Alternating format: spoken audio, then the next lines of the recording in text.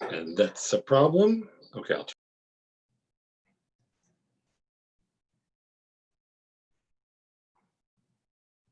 I'm not providing any comment to that. So Are we okay to go without Councillor Edwards? You can join us the meeting in progress. yeah, we're just It shows me we're streaming on Loop. YouTube. Yeah. Used to be up, so. Okay. I'd like to welcome those councillors back from our meeting this morning already. Regular meeting of council held on Wednesday, July 15th, 1 p.m. electronically in the council chambers, municipal offices of Port Carling. I'd like to call this meeting to order at 1:03 p.m. It's an electronic meeting held in accordance with Section 238 of the Municipal Act 2001 due to our COVID-19 pandemic. We have all members of council here, save and except Councillor Edwards, who is trying to log on, I believe, with a new computer, excuse me. And we have our senior management team also of staff and clerk are all here as well. We also want to acknowledge today that we are on lands traditionally occupied by Indigenous peoples. Indigenous peoples have cared for this territory for the benefit of future generations. Their stewardship throughout the ages is certainly recognized. Thank you. Today, for those people who wanted to comment on our public meeting, they were able to email TML public comment at muskokalakes.ca. I'm not sure if we received any comments or not, but our planning staff, as we hit any of those particular items, we'll be bringing them forward. As we are getting used to this, our motions have been pre-populated, random movers and seconders, and voting will be by a show of hands. If for some reason we are unable to do so, the clerk will ask for a vocal call, but that is not a recorded vote. I'd like to acknowledge today that we do have a supplementary agenda, and that is pursuant to Section 7.2.1 Council Procedure By-law 2019-79. The agenda was issued to add item 7D, notice of motion regarding and discussion regarding mandatory face coverings. Item 9A6, notice of motion re COVID-19 emergency orders under Section 7.024 Emergency Management and Civil Protection Act related to restaurant patios. Notice of motion regarding 7E, which is Muskoka Perry Sound Riding Cooperative Broadband Initiative. And item 11A, addition of council in closed session to be held for litigation or potential litigation, including matters before administrative tribunals affecting the municipality or local board and advice that is subject to solicitor-client privilege, including communications necessary for that purpose. And we have one matter for that. Okay, gone through there, supplementary agenda. Do I have any disclosures of interest from any of our councillors today? Madam Clerk, I'm not seeing any. We're good. I don't believe we've heard disclosure of interest from Councillor Roberts when he does, or excuse me, Councillor Edwards when he does join the meeting, but we can confirm that. We do have an invited delegation, by the way, but that's at 2 p.m. to deal with item 6C1. Were there any other public comments that we received on today's agenda, Madam Clerk? None. Thank you very much.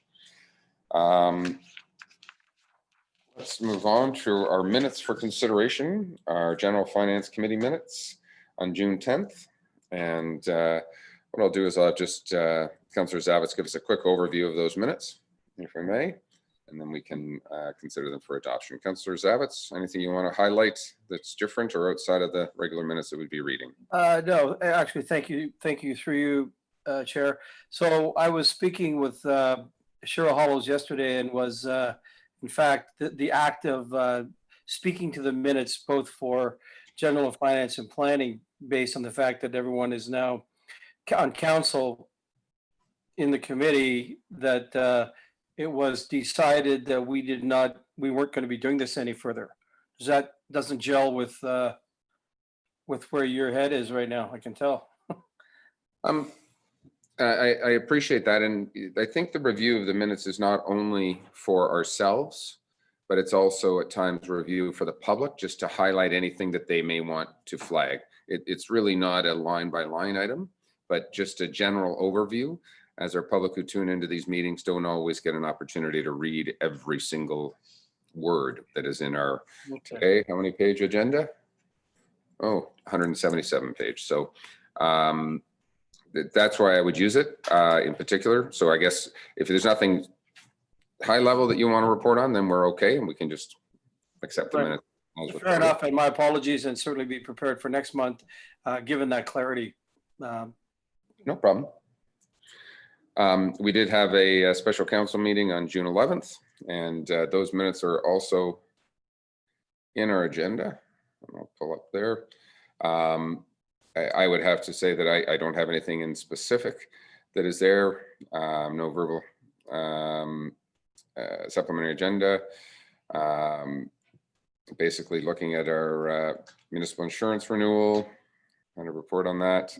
Some discussion regarding our Muskoka Lakes Chamber of Commerce Memorandum of Understanding that's coming back today. I apologize. Parking restrictions on District Road 118. There was some discussion there. And municipal budget software, nothing overly directive. There was a report regarding that I think does, but Resort Village of Minette, the Joint Official Plan Policy Review. And that we did have a discussion regarding timing of that. Basically we passed a resolution that council amend the resolution. We had originally planned on some June deadline. We've extended that to August. And that's because of the COVID pandemic. So we will be seeing an official plan amendment and recommendations to that at our next cycle of council. And generally speaking, I think that's probably some high level stuff, unless I'm missing anything anybody wants to comment on.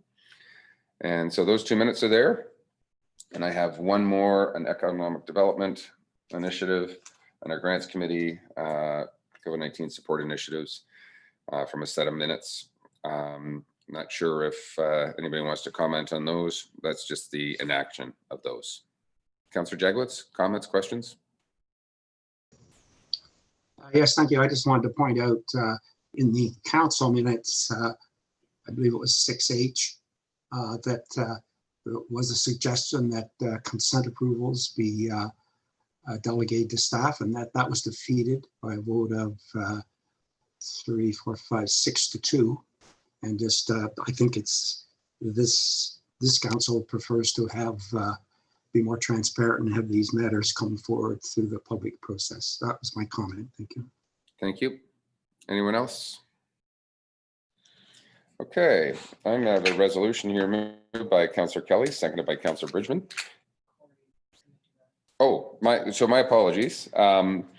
Mr. Moore, also, the one thing that's been going on, just and thank you for that, Madam Clerk, for directing my attention, that sort of contained has been going on the last few months, is we've had a COVID communications team that have been working on a number of communications initiatives. And I'm going to let Corey speak to what's been going on. And I want to thank Councillors Kelly and Mazan as well for that. But Corey? Thank you, Your Worship. I'm actually going to share my screen with Council. Just have a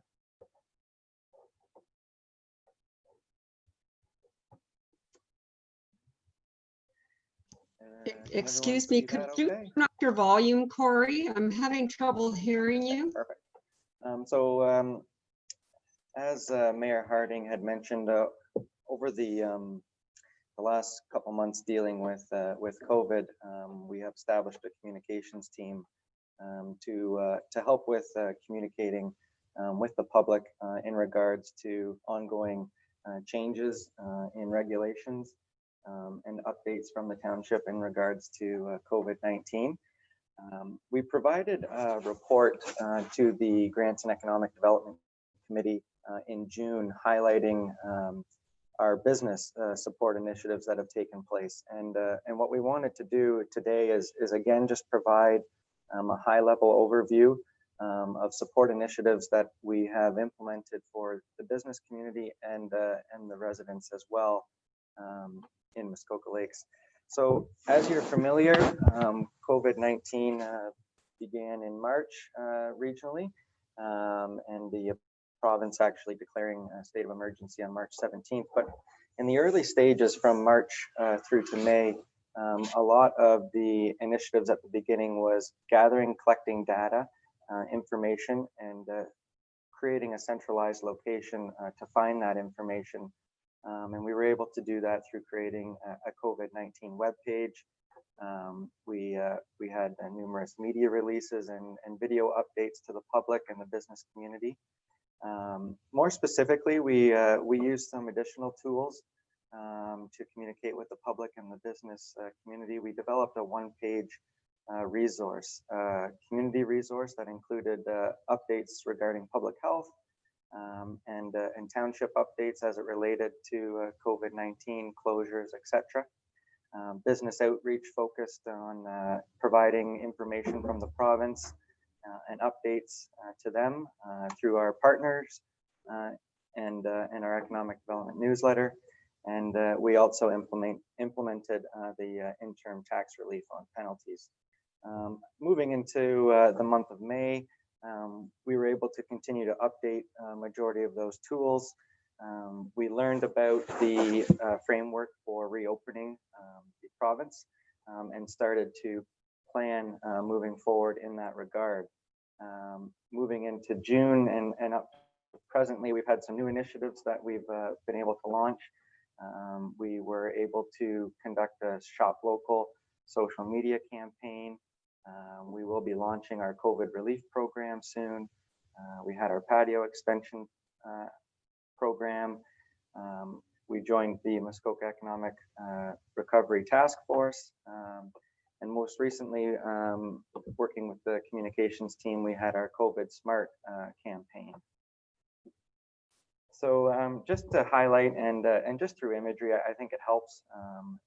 The images on the screen kind of highlight some of those tools we utilized in the early stages, the community resource pages and the business support resources that we were able to share.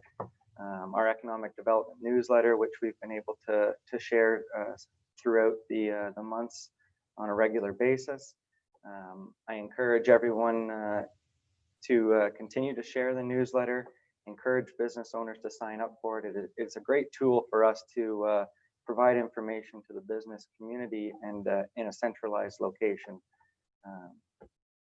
So moving on, more recently, as I mentioned, we were able to develop a Shop Local campaign.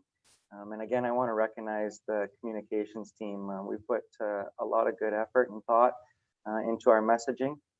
We were able to conduct a 10 days, 10 ways to support local business, which we launched on June 29th, just after the announcement of stage 2.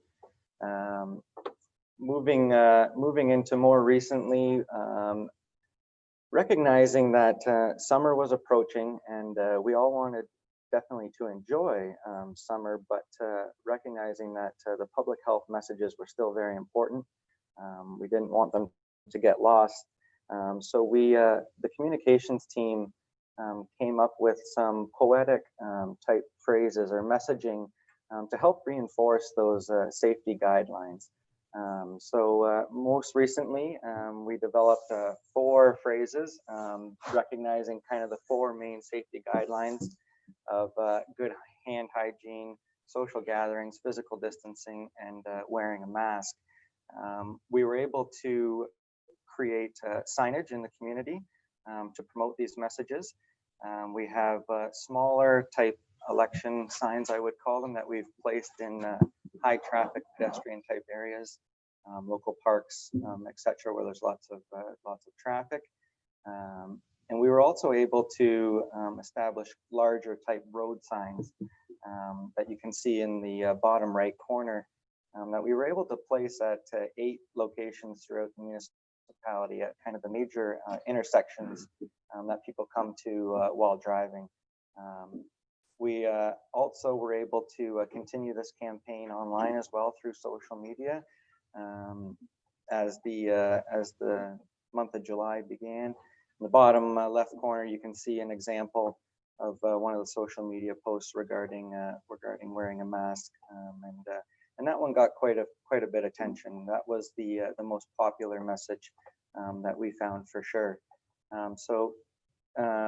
With that, I appreciate the time, and again, I just want to recognize that the communications team has been putting a lot of thought and effort into these, and we will continue to do so moving forward as we continue to go through the stages of reopening. With that, thank you, Your Worship, and I'll answer any questions, but thank you for the comments. Okay, that's wonderful, Corey. Maybe we can put back to the full screen. I'd be remiss if I didn't thank two people also regarding this. Director Becking and our public works staff did a phenomenal job in getting the messages out there to people. So thank you, and working on the roadside. But the other individual who worked around the clock and also attended all of them, and that is Corey. So Corey, thank you for all your hard work and your leadership in this too.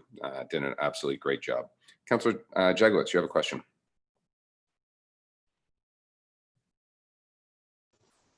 No, I do not. My hand must have been up from earlier. Okay, mine would get tired being up that long. Councillor Mazan? Thank you, and through you. I don't want to take away from that great presentation, Corey, but I do feel, when you look at the volume of what has happened in the last 4 months in his portfolio, I think as a group, we should just take a moment to acknowledge there has been a tremendous amount of information and decision-making and pivoting, to use that very commonly used term now, in his department. Communications might have been a bit of a sleepier thing in a small town before, but then you get hit with something like COVID and it takes over. And I think when you look at what Corey just presented, that's a snapshot of hours and hours and hours of thought and thinking and effort. And I just would like to say thanks to Corey for that, and being creative. He's being a tiny bit humble, but I have heard through the grapevine that he's been getting some great feedback from his colleagues on some of the initiatives that he has taken.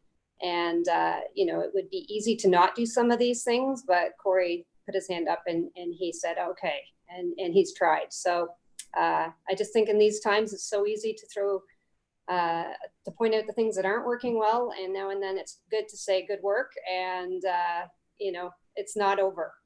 It's not over yet, Corey. I'm just going to say that. We're into stage 3 now.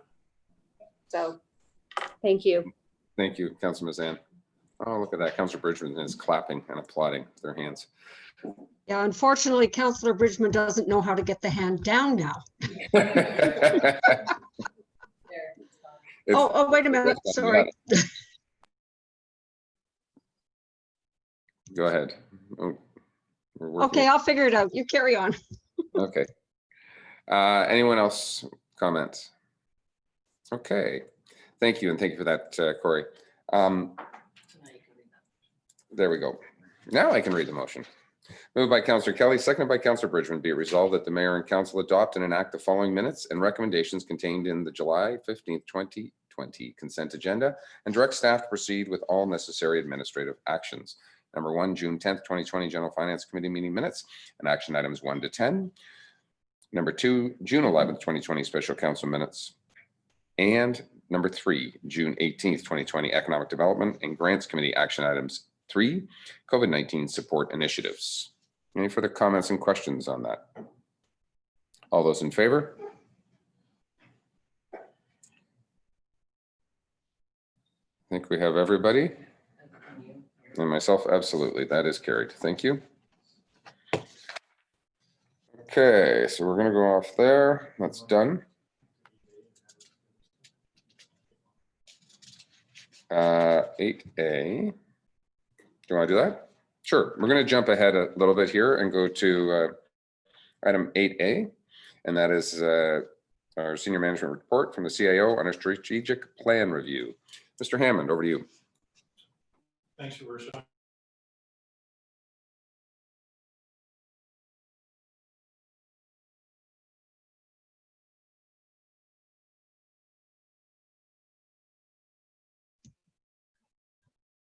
Derek, you need to unmute yourself. You can't hear.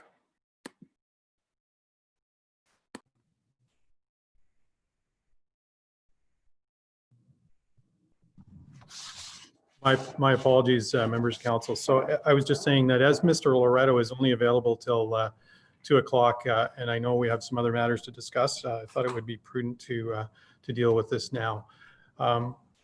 Given that it's been a while since council has discussed the strategic plan project, staff approached Mr. Loretto about developing a plan to reinvigorate the project. And Appendix 2 to the staff report identifies that plan, and it involves, through 4 separate Zoom sessions, a revisit of our values, the mission and vision, the strengths, weaknesses, and threats, goals, and key performance indicators. And so once consensus is reached on those matters, the community engagement phase, consisting of a public survey, stakeholder interviews, and public Zoom sessions, can begin.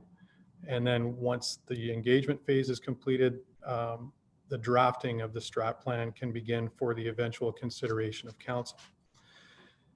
Now, interestingly, I appreciate that since this report was written, we've moved from phase 2, stage 2, to phase 2, stage 3 of the provincial reopening plan, which has interestingly increased the public gatherings from 10 to 50. And at the risk of getting into a bit of a discussion related to our second report, the issue that we face with respect to consultation on any phase is the space constraints in the council chamber or in the township office. And it's interesting that when we webcast, we reach an audience that we could probably accommodate at the Port Carling Community Centre.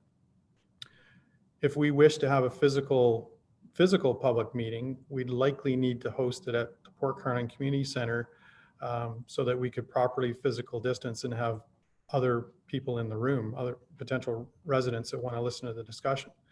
The issue that we have, of course, is that that building isn't currently configured to accommodate or enable webcasting.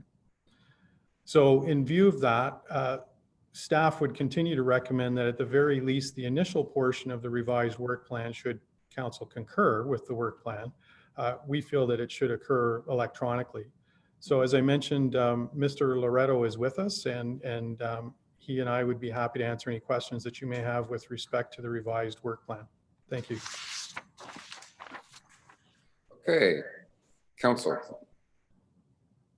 I'm not sure who's, Mr. Hammond, is your speaker still on, or somebody's microphone? Yeah, Mr. Derek, can you turn off your microphone? Thank you. Okay, council, questions on where we're at right now? I'm not seeing anybody's hands. Very thorough report, I guess. No one else got their hands up? Madam Clerk, not seeing anybody? No. Okay, we're good. Mr. Loretto, that's awesome. I think we're good. We can probably go straight to a resolution unless you want to speak to the anything. Derek, you're good? I'm here to answer any questions. I think Derek covered it, and we're eager to get it up and running again, Your Worship.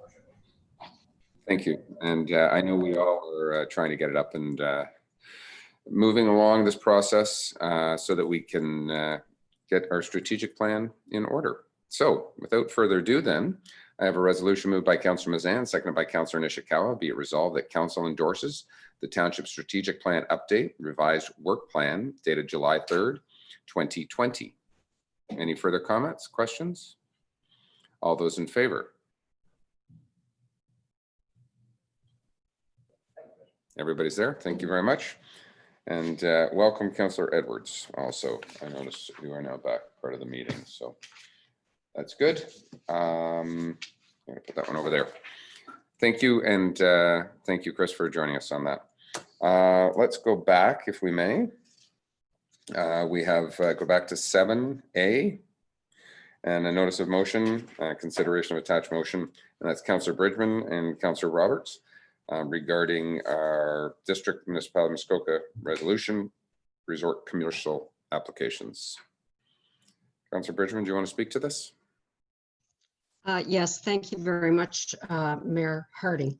I'm assuming that you've all read our motion, and then the motion that district is about to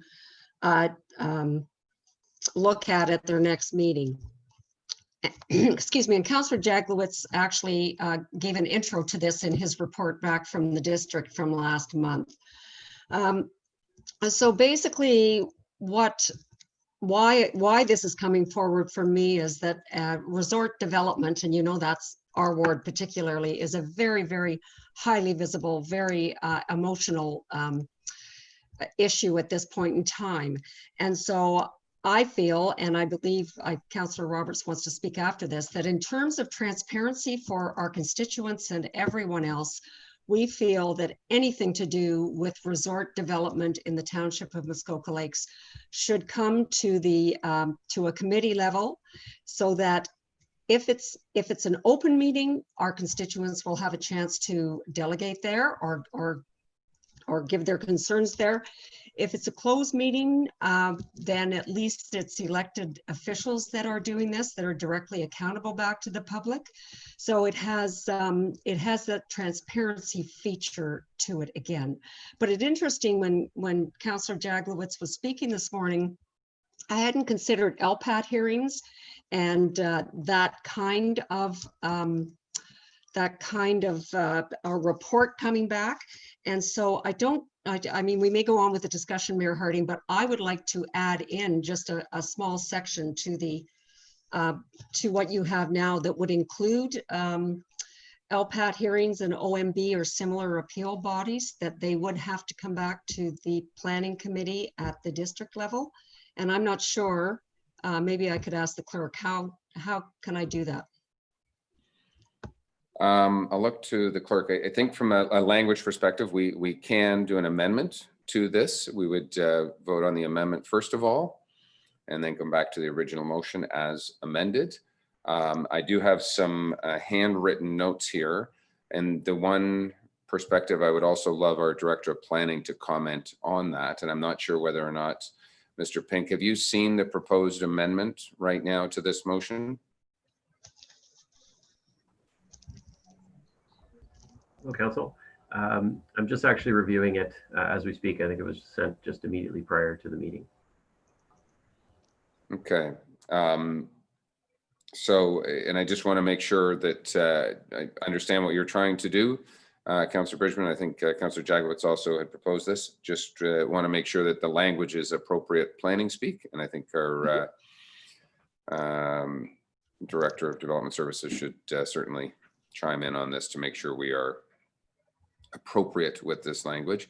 And then Madam Clerk, with Mr. Pink's approval of this concept, I wonder if we can actually share that so we can all see the proposed amendment somehow.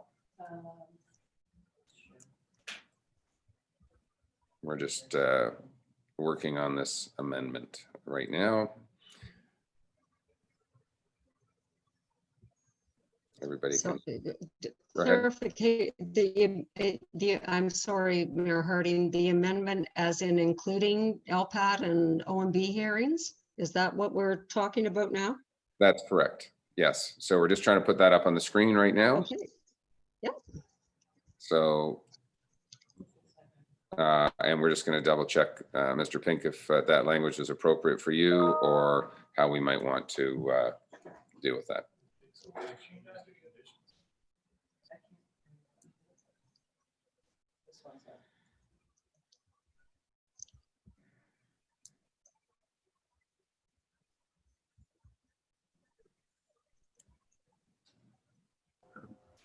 Thank you, Your Worship. Just quickly flipping through it and comparing it to the resolution that was actually passed by the District of Muskoka, I guess I don't think I have a problem with the wording. I just question whether the added language on LPAT is necessary, because I think it may be included in the district passed resolution. I think the intent of the resolution before council today is just to clearly specify that it would not apply to the Township of Muskoka Lakes. I guess if I could take the opportunity just to speak to the parent resolution. Certainly we will take our direction from council if the wish is to include the entire measures. However, council may want to think a little bit further, and certainly happy to answer any questions with respect to including final approval of condominium applications. In my experience, that's a very technical exercise. It's not a decision-making process. It is very akin or essentially identical to what the Secretary Treasurer of the Committee of Adjustment does for applications for consent. So a Committee of Adjustment, or in this case, District Planning Committee, would give draft approval subject to conditions. And the job of the Secretary Treasurer, or in this case, currently district staff, is to ensure that all of those conditions have been met. So for example, cash and move parkland has been paid, a survey has been submitted in accordance with the approved drawings, bylaws are passed, easements are granted, etc., and ensures that those conditions are met before being able to give final approval. So it's a very technical exercise. It's not really a decision-making type of exercise. So again, council may wish to reconsider including that aspect in their resolution. Barb? Yeah, thank you. Through you, Mayor Harding. So Mr. Pink, let's take an example here. Something comes to council and there's been an environmental study or there's been some other study done which would check those boxes of it being complete.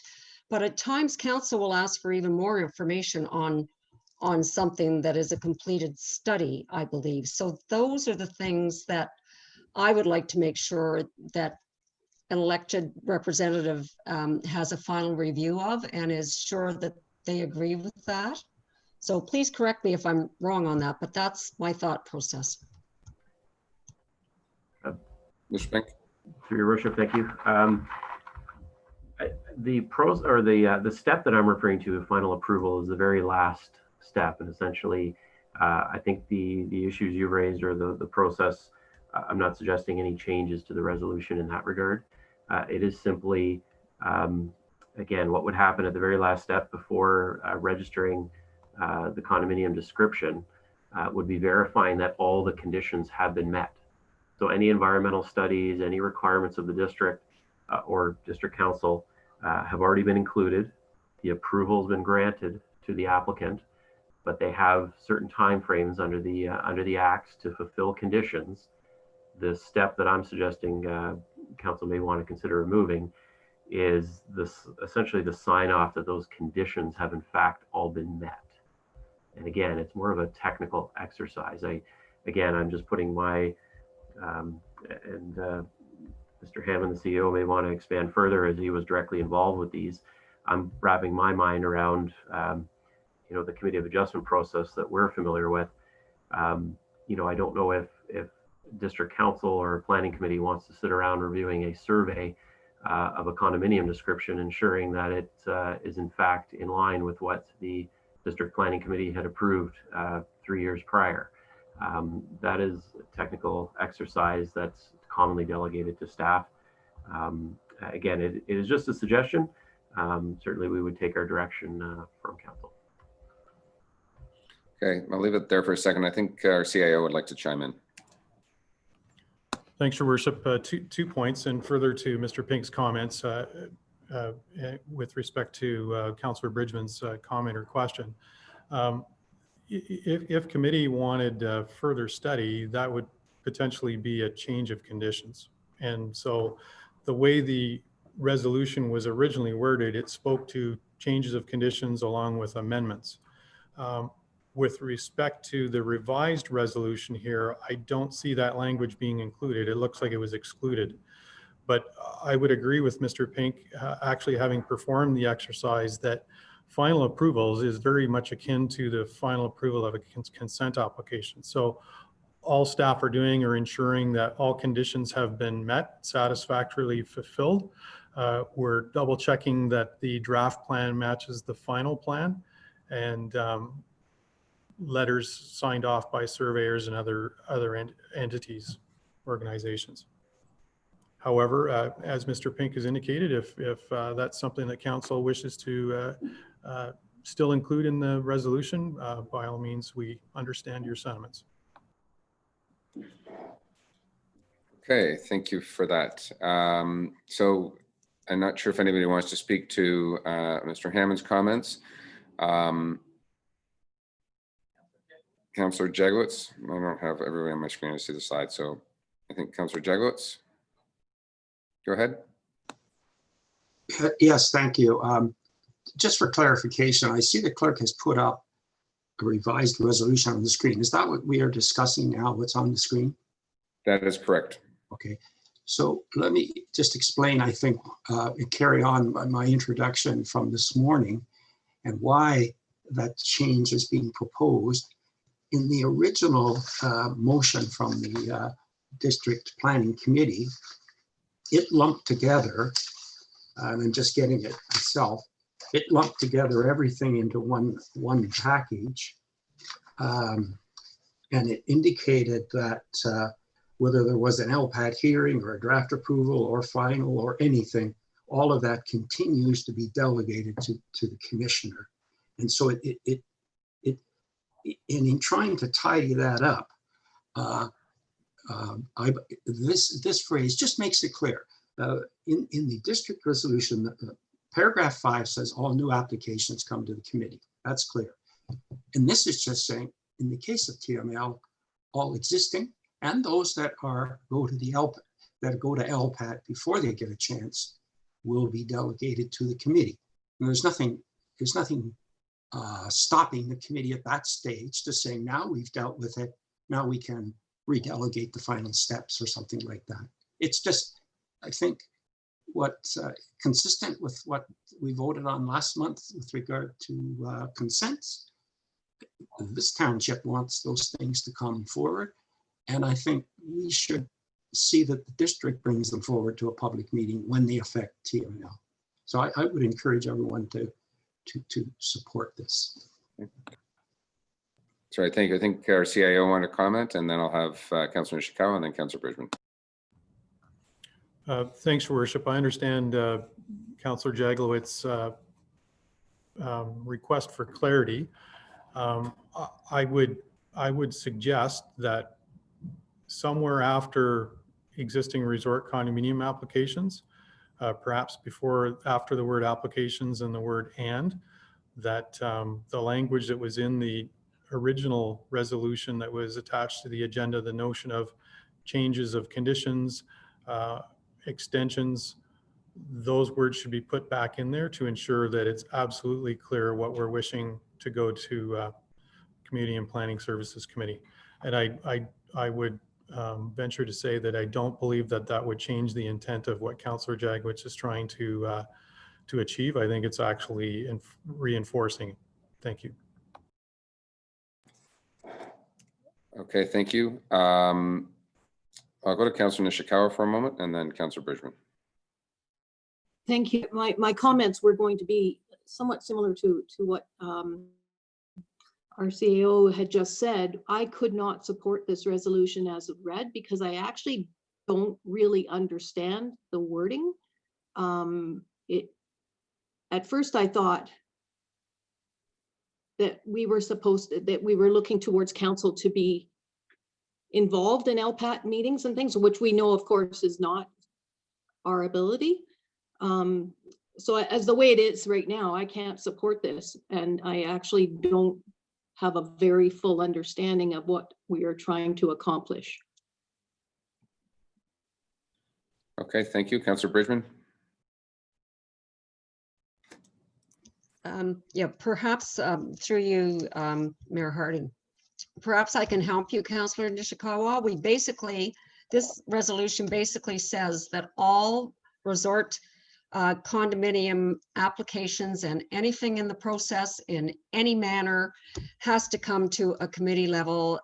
It's not delegated to staff. And that is basically the bottom line. Decision making is not delegated to staff. It has to come to a committee level. And I think that in a nutshell is what this says. So I hope that's hopeful. And then Mr. Pink and Mr. Hammond, if I'm hearing you correctly, and I'm sure I am, a technical sign off means there is no decision making at that point. It's just paperwork being moved around. Is that basically moved around? Is that basically what you are saying to me? I just want to make sure I understand it. I believe that is correct. Mr. Hammond? Your worship, final approval is the act of verifying that all the conditions were met, and the plan can proceed to registration. Okay, does that answer that for you, Councillor Bridgman? Yeah, so depending on what other councillors think, I don't have a problem with removing a technical part of this, as long as it doesn't, well, maybe I do. I think we should stay completely transparent on this.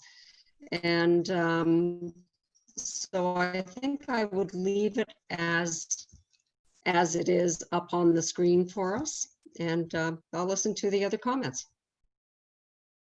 Okay, if I can just make one comment, I think the other thing that we want to make sure is that this also gets passed at the district level. We're putting a request, but if district council raise an objection to something, you know, are we going to lose the full intent of this when we add the words final approval and district staff and everybody says this is that committee may not want to see some of these applications, and they probably don't, and then staff reports, so on and so forth, to present it to committees. So I am listening, I guess, to our CIO, who has a planning background, and our Director of Development Services.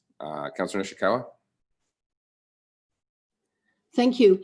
I guess my concern is that, again, I don't believe that we have the correct wording, and I get that we may change it or not change it.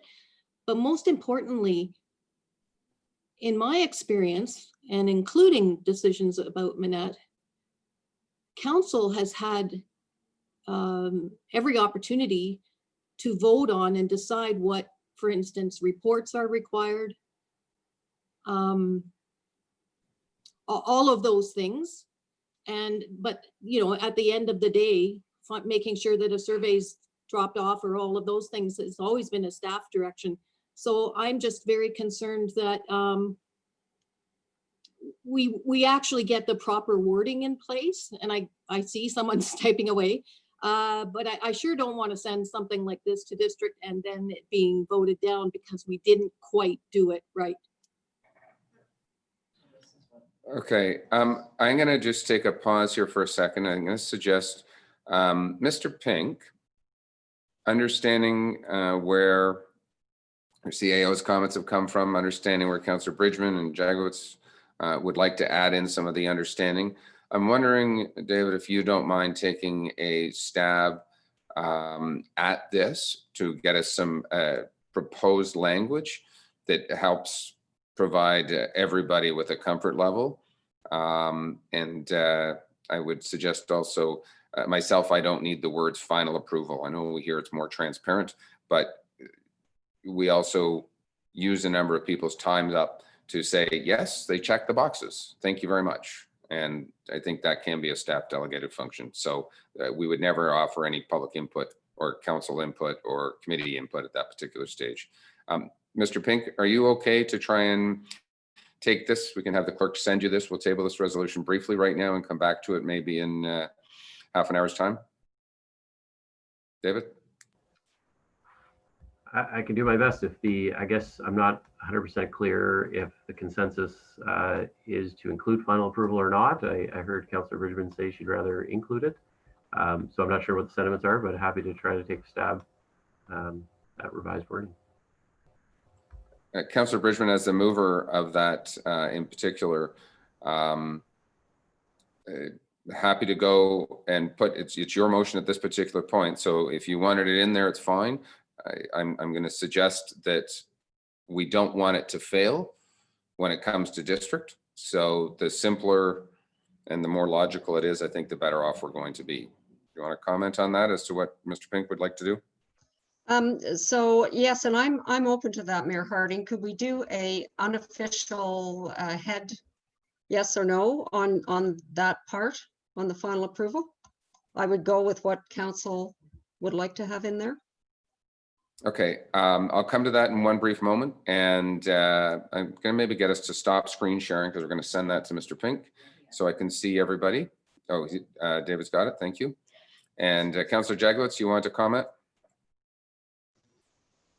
Yes, I just wanted to, I think I'm certainly happy for it to be changed, as long as the intent is there. And the intent is that every application that it affects TML should come forward to a committee, okay?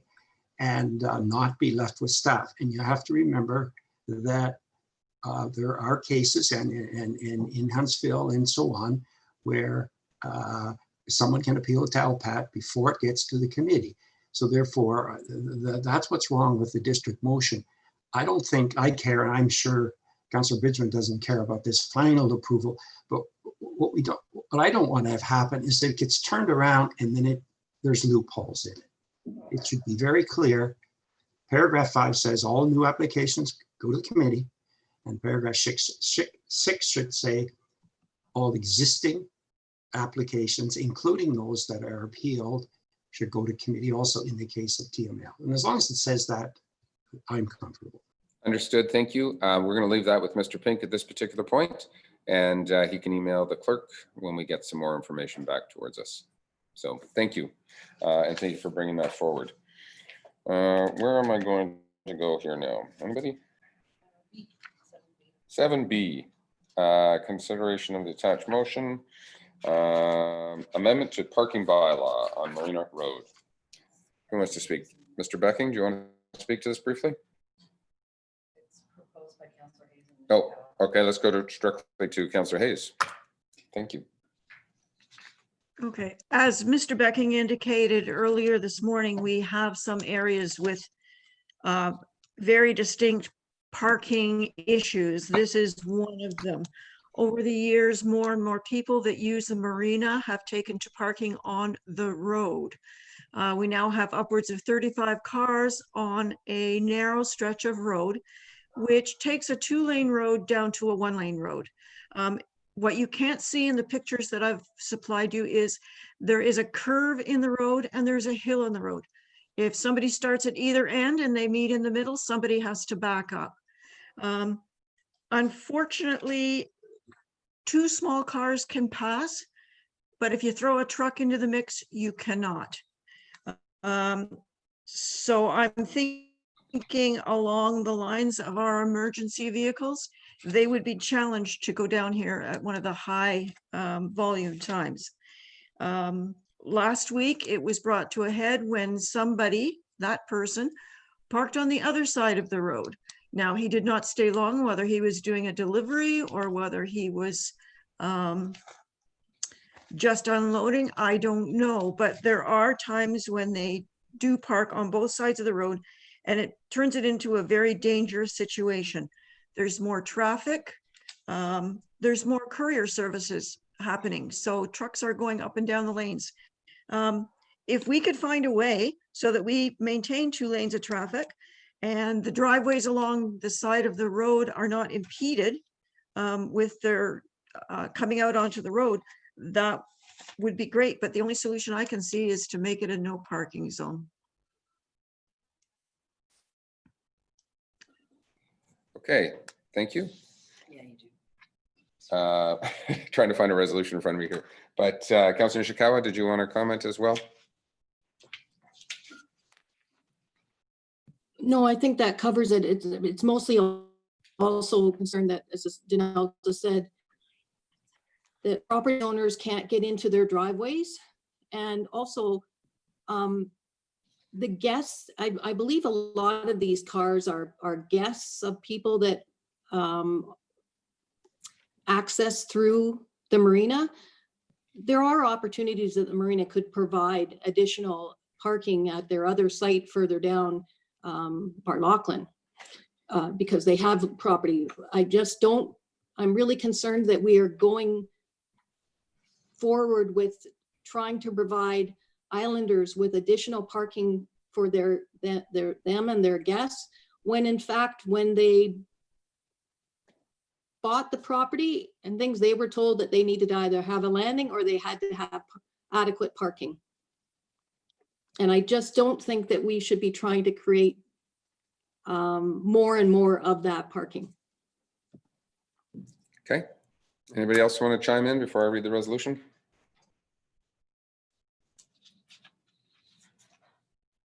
Not seeing any hands.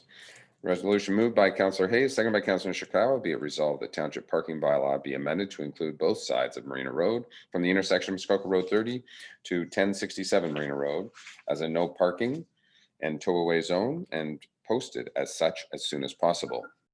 Any further comments? All those in favor?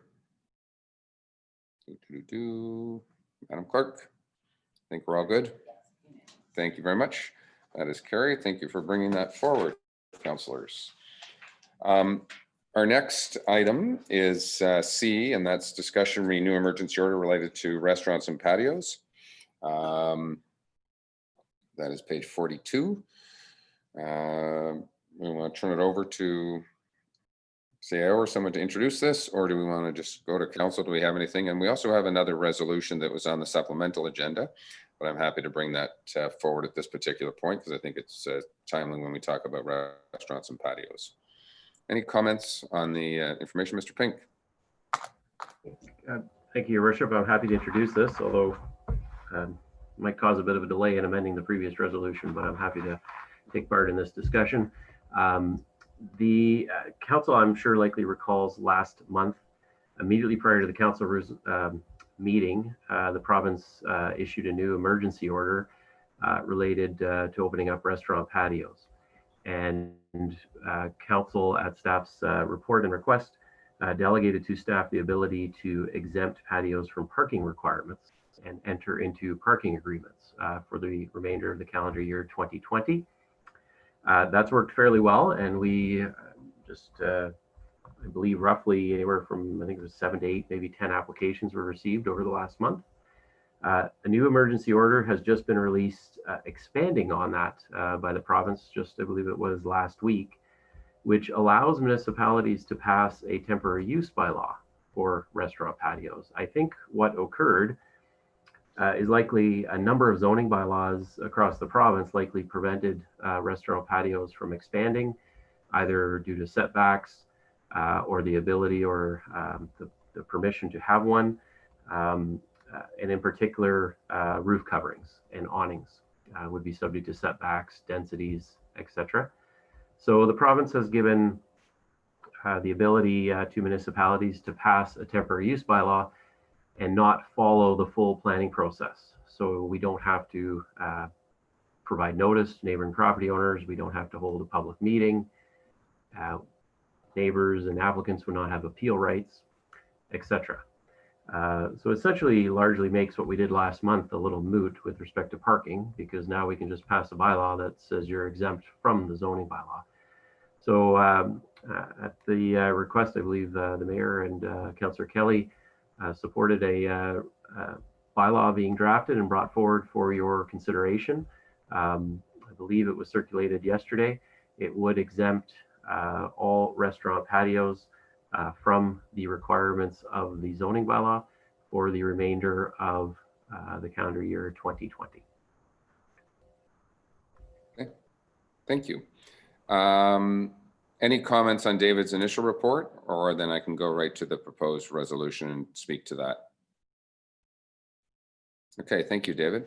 The first thing before we actually consider this, because it is a motion without notice, I have a resolution moved by myself, seconded by Councillor Kelly, whereas section 3513 of Township Council Procedural Bylaw 2019-79 provides that new motions placed on a supplementary agenda shall not be considered or voted upon until the next subsequent meeting, except with the consent of a 2/3 vote. Now therefore be it resolved, the Township Council hereby consents to the consideration and vote on a new motion bylaw with respect to COVID-19 emergency orders related to restaurant patios and placed on the July 15th, 2020 supplementary council agenda. So I need 2/3 vote for us to consider the proposed bylaw, and we're going to see a few of these with all the consent, the supplemental agendas. But all those in favor of discussing this and putting it on? Madam Clerk, unanimous. Thank you very much. That one's carried. And if I may speak to this for everyone, Councillor Kelly has also agreed to second this. We've had a request from one of our restaurants in the township already, and the anticipation being there may be more coming. Even though we're under, as of Friday, stage 3, The reality is that they have to offer physical distancing inside the buildings. So tables further apart. So for them to be able to potentially service as many people as they have in the past, or try and get some increased revenues, the idea is allowing them to put up tents, which would be erect on the property, and potentially that would normally come to council for approval. So we're going to be delegating it to staff in this particular case. We're only talking about the restaurants. It's not bars. It's not outside music.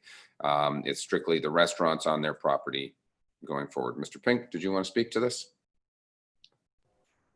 Thank you, Your Worship. I think I would just be remiss just to point out so that council is fully informed on this. It did certainly come at the last minute, as always with these emergency orders from the province.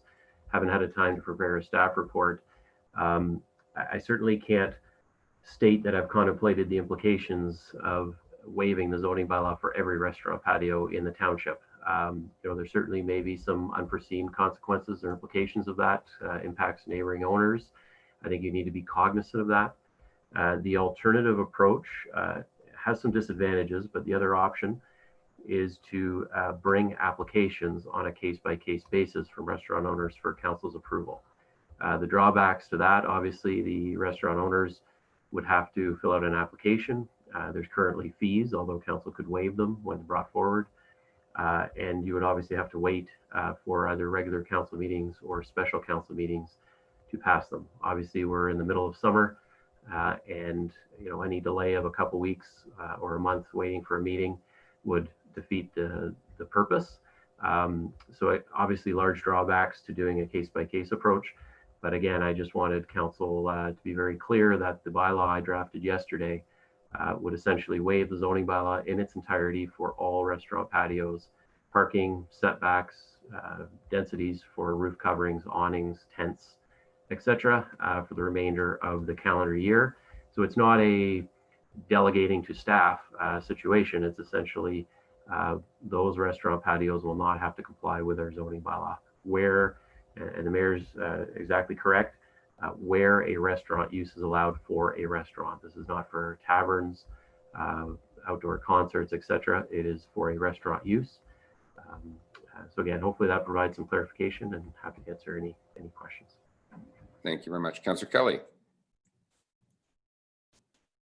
Thank you. And at the risk of repeating everything, we're down to 6 weeks till Labor Day. We are going to move to phase 3 Friday, but even under phase 3, restaurant operators in this region are going to suffer from basically just too small an audience. And I agree with what Mr. Pink has suggested, that we are taking a risk to a certain degree, but I'm very comfortable that the risks in this circumstance are well understood, well controlled, and they're worth taking in order that we be as quick on our feet as we can to help the local restaurateurs expand their business operation and hopefully make a few bucks. Thank you, Councillor Bridgman. Thank you, Mayor Harding. Just to follow up from Councillor Kelly, this is one of the hardest hit businesses we have in our area. It's been hard for them to get going, and I agree. It's only 6 more weeks of the heavy summer time left, and I believe we need to support them to be able to make some income during this time. Okay, thank you. So I have a resolution moved by Mayor Harding, seconded by Councillor Kelly. Be it resolved that bylaw 2020-61 to temporarily exempt restaurant patios from comprehensive zoning bylaw 2014-14 be read a first, second, and third time and finally passed. Any further comments? All those in favor? Madam Clerk, we are unanimous. Yes. Thank you very much. Greatly appreciated. Okay, we have done that. We're going to now discuss mandatory masks. And again, I'm going to read that resolution because it was on a supplementary agenda. Moved by Councillor Edwards, seconded by Councillor Roberts, whereas Section 3513 Township Council Procedural Bylaw 2019-79 provides that new motions placed on a supplementary agenda shall not be considered or voted upon until the next subsequent meeting, except with the consent of 2/3 vote. Now, therefore, be it resolved, the Township Council hereby consents to the consideration and vote of a new motion with respect to mandatory face coverings as placed on the July 15th, 2020 Supplementary Council agenda. 2/3. Everybody in favor? Hands up, everybody.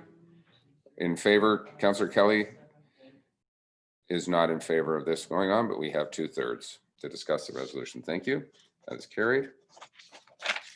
I will turn to Councillor Edwards and to Councillor Roberts to introduce their motion.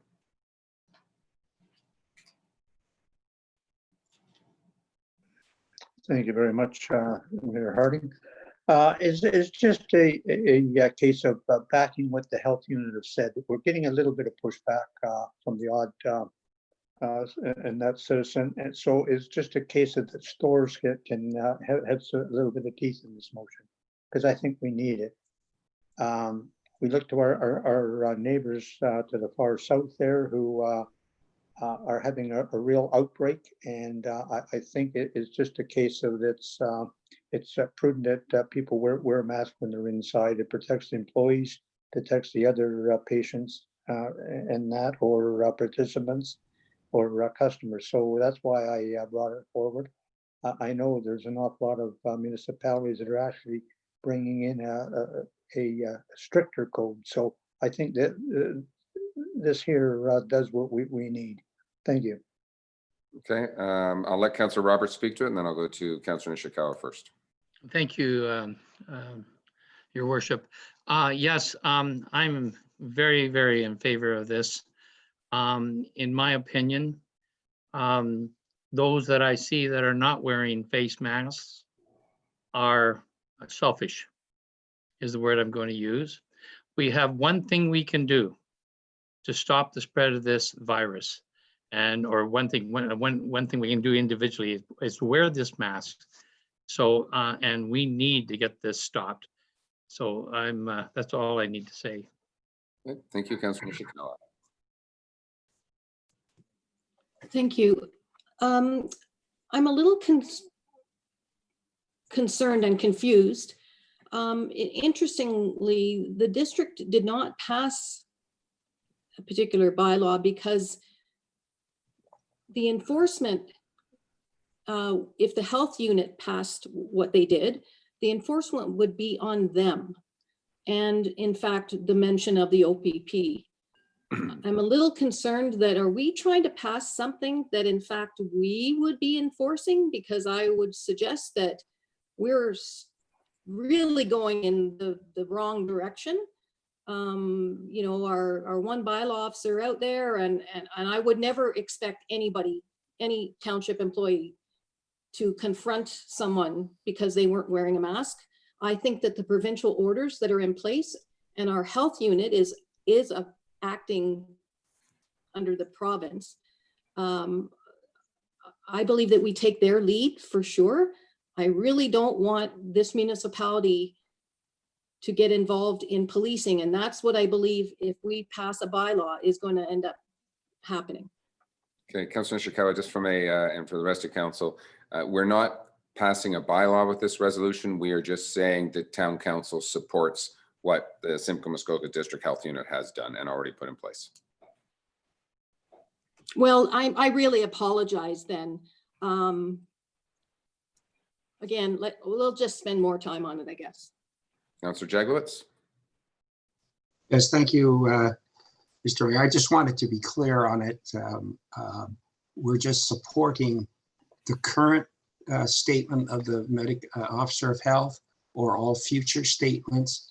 And does our support then stop when he stops? If that's the case, then I have no problem, as long as it's not independent of what he does. Is that the understanding?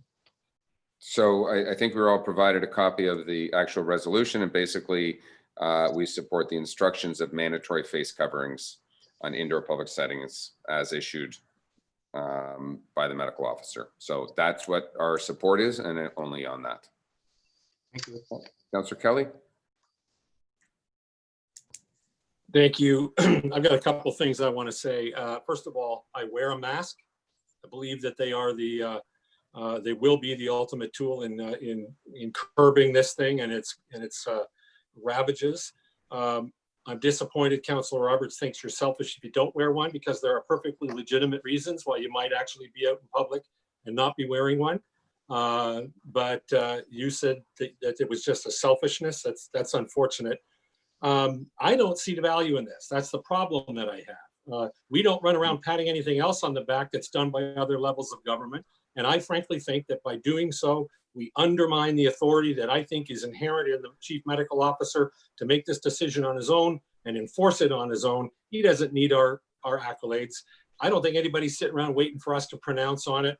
And I think there is always a risk when more than one jurisdiction dabbles in the same area of there being a conflict, of there being a, just a subtle undermining of one message because somebody else felt the need to comment on it. I will not be supporting this for that reason. I do support the mask, but I just don't support any action on the part of the township to supplement, change, amend, or endorse what the chief medical officer has already done. Thank you for that. Anyone else want to chime in?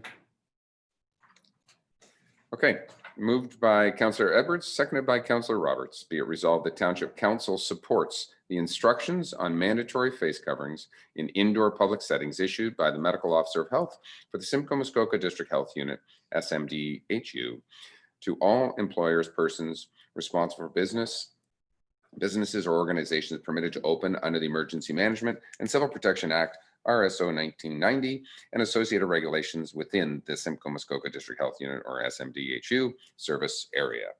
Any final comments? All in favor?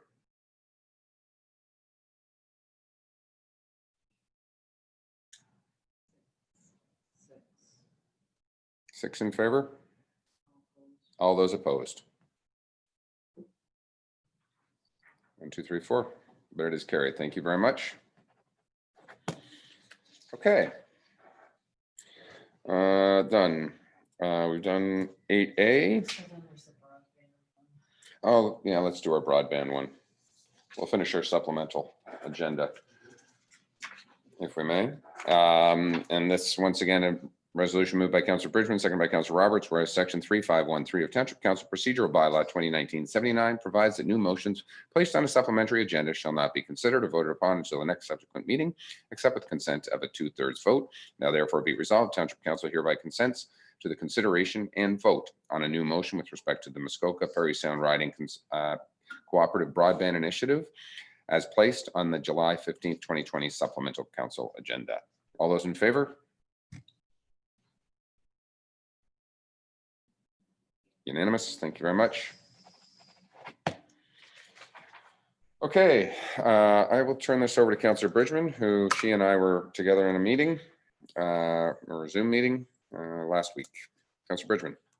Thank you, Mayor Harding. And I'd like to give a little background, if that's all right with you, Mayor Harding, because this has been jumped on the agenda very quickly and is not well known yet.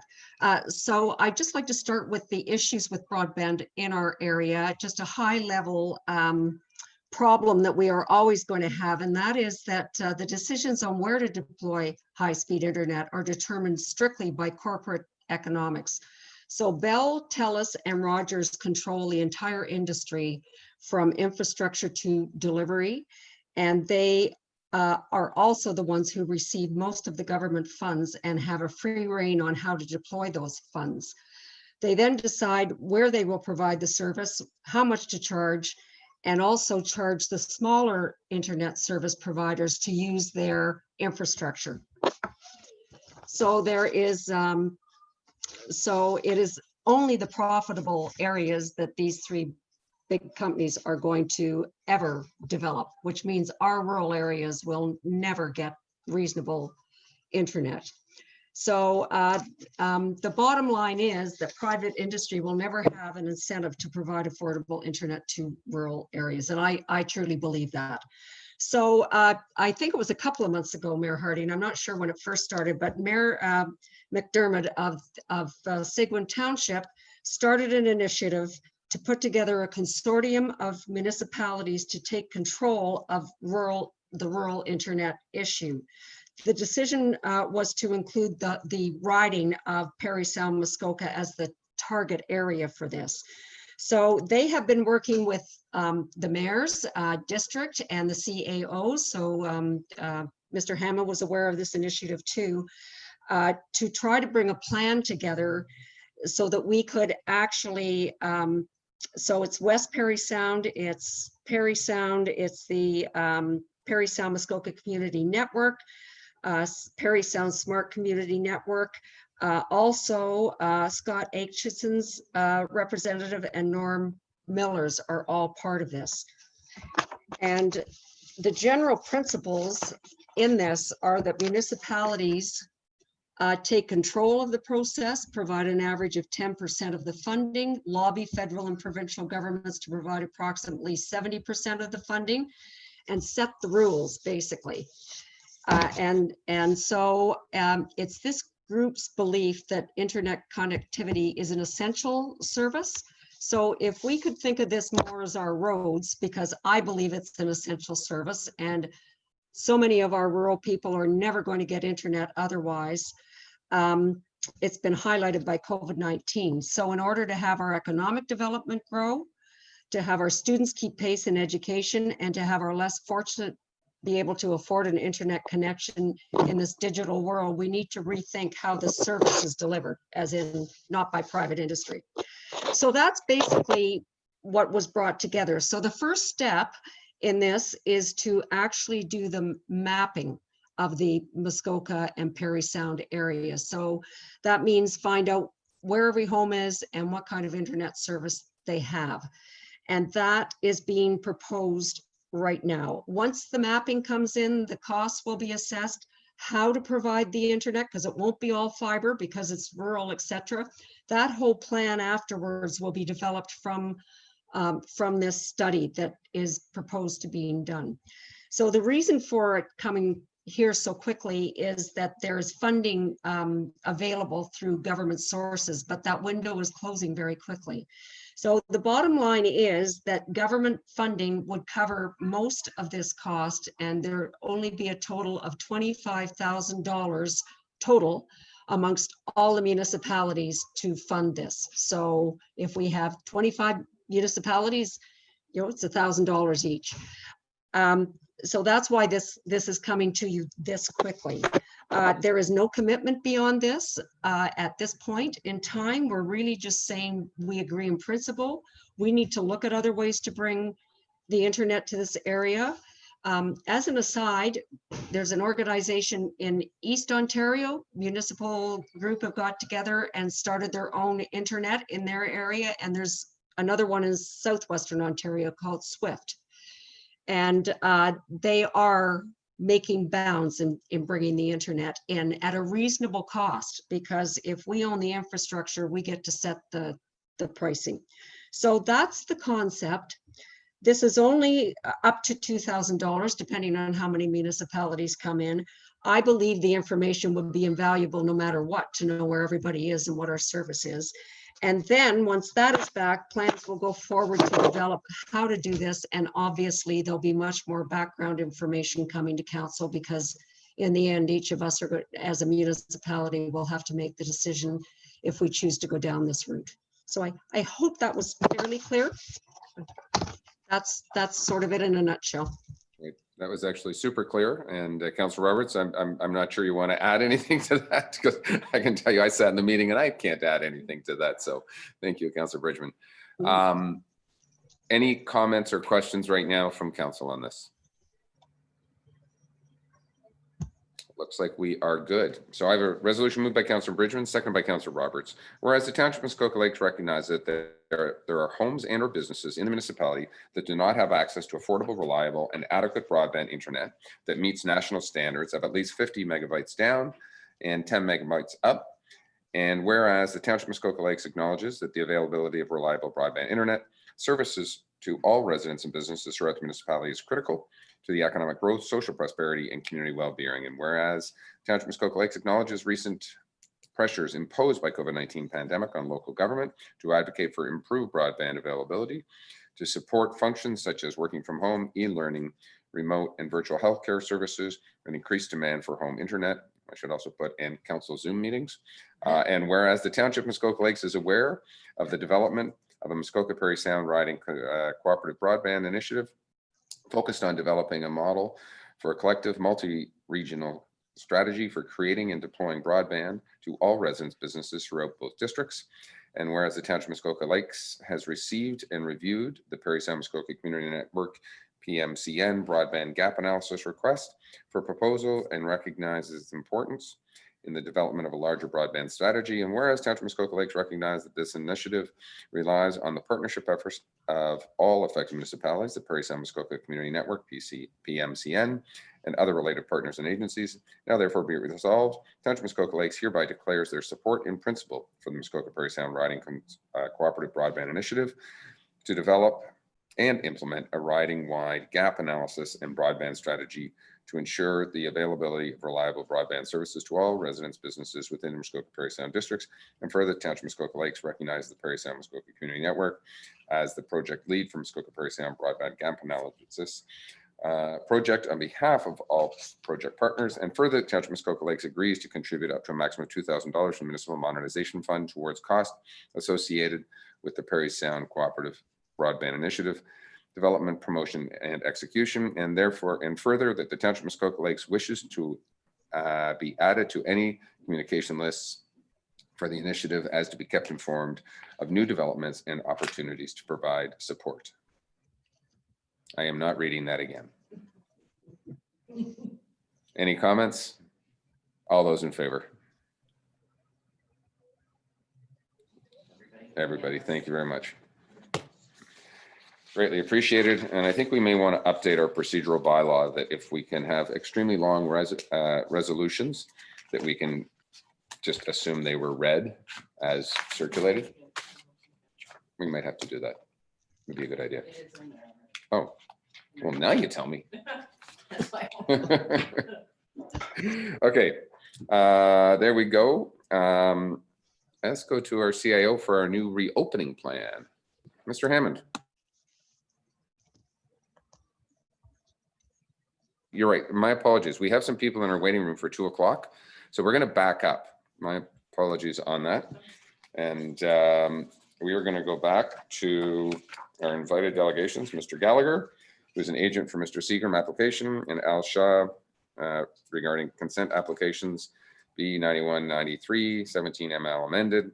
And this was a item that the planning committee defeated that we are considering overturning. So how do we want to go? Mr. Pink, do you want to give us an overview quickly, and then we'll turn it over to whomever, and I welcome those others.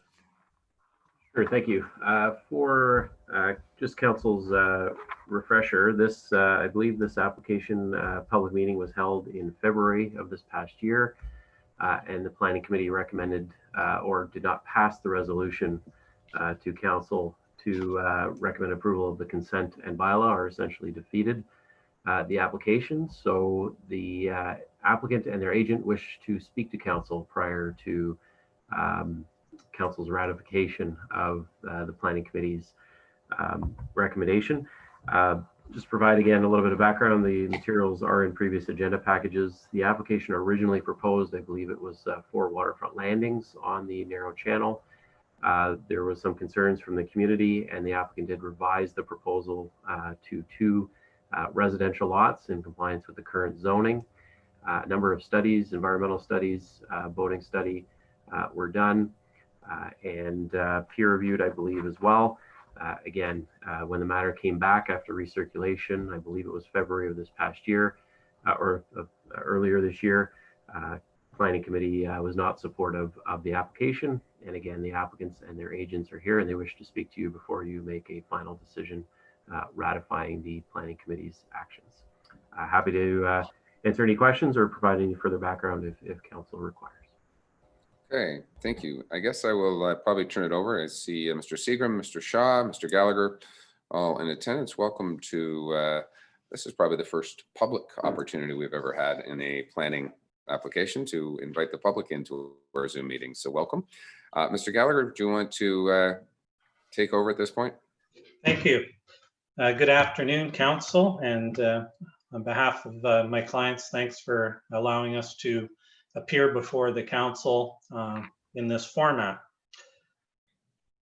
Today, we're here to ask council to reconsider the recommendation of the Planning Committee from March 12th, 2020, with respect to the severance and zoning on the Seagram lands. A bit of history of the property. Originally, my client met with staff to look at doing 4 waterfront landings together with a rural lot and a lot addition to an existing lot. That was supported by staff. It did get to a public meeting and there was a fair bit of opposition. And due to that opposition, my client went and changed the proposal such that we're creating 1 waterfront lot and 1 rural lot. We're still doing the lot addition to the existing lot. And the other thing that has changed, there was concerns raised about access coming down the municipal street to the south. So we reconfigured the right-of-way such that they will be accessing out to Peninsula Road. As part of the process, there were a number of studies done. There was a planning report done as well as environmental studies. In the environmental studies, Riverstone provided these 4 staff and the public to review. Staff wanted that peer reviewed and Palmer Environmental provided comments. Riverstone went back and responded to the comments, and at the end of the day, Palmer Environmental, representing the town, I guess, had no objection to the proposal. The environmental report put in several recommendations with respect to how to develop the lands, and those include retention of the buffer within 20 meters of the water body, save and except a 2.5 meter walkway to the docking. They also suggested a docking location that was outside the type 1 habitat, which is located along the near shore area, and also had in place issues with respect to timing for clearing of trees and locations of building envelopes, etc. With that in mind, we came back to the last public meeting and there wasn't that amount of objection. We did have 1 person that was objecting at that meeting, and some of the concerns that were in the submission that was submitted related to the waterfront landing proposal. In reviewing the application, it's our opinion that the application meets the provincial policy statements, the district official plan, the Township of Muskoka Lakes plan, and it represents good planning, and that we've taken a look at all the policies in the OP and provided comments, and staff have implemented recommendations to ensure that these issues of the fish study and the recommendations thereof will be implemented through the site plan control. As you can see by the report of staff and some of the submissions, the application was supported by the District of Muskoka in their review of the district official plan. It was supported by Muskoka Lakes Public Works and Emergency Services. As well, the manager of planning and CAO have signed off on the staff report, putting together the recommendations for approval. The area itself is on the lake. It is a navigable water body and it is federal jurisdiction. We were asked to provide some photos, etc., to make sure that there wasn't any issues with boat traffic in the area, which we provided in the photographs of the March meeting report. And also, since that time, we have, although we had verbally support from the property owner across the canal. She has now provided a letter which is attached to your agenda today supporting the application. We would ask council to override the decision of the committee as per the recommendations of your staff. And with the staff recommendations, we did not have any objection to those recommendations. We feel that they are fair and that they would support the decision to approve it.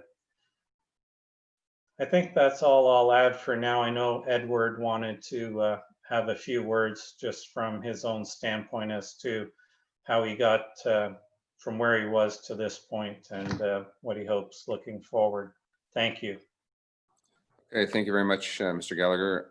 Mr. Shaw, I think you're going to be here more for questions if there are any, or unless you wanted to speak, I'll go to Mr. Seagram at this time. Mr. Seagram, are we muted? I'm not hearing you speak. Oh. No, still not. I heard something there for a moment, whatever you did. Yeah.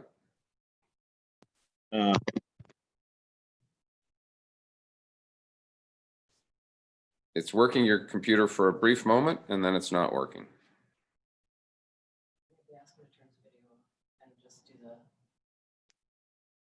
Yeah, I don't think it's, I just think it's the, if I may, I think there's something with this microphone because there's not a frozen screen or anything else.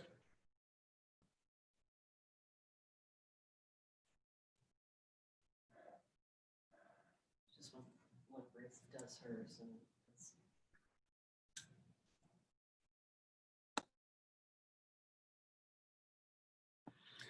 Okay, this may be a problem. Do we have a phone-in call number? Mr. Seagram, I think we, in the meeting request that we sent you, we would have given you a phone-in number. If you wanted to call in that number, I think we could then hear you, because I know council would obviously like to hear your comments on that. I'm not sure if you're doing that as we speak or not. Can you hear us? I don't think so. I think he's just speaking, or maybe he's dialing. Oh, he's on the phone.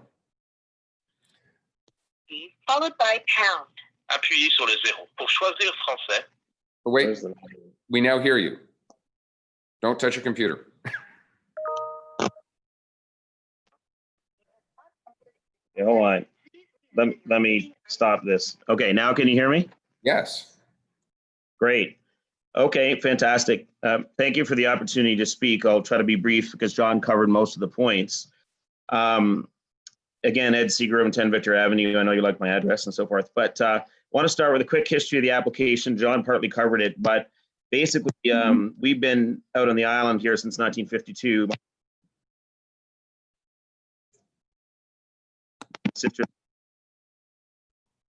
Long.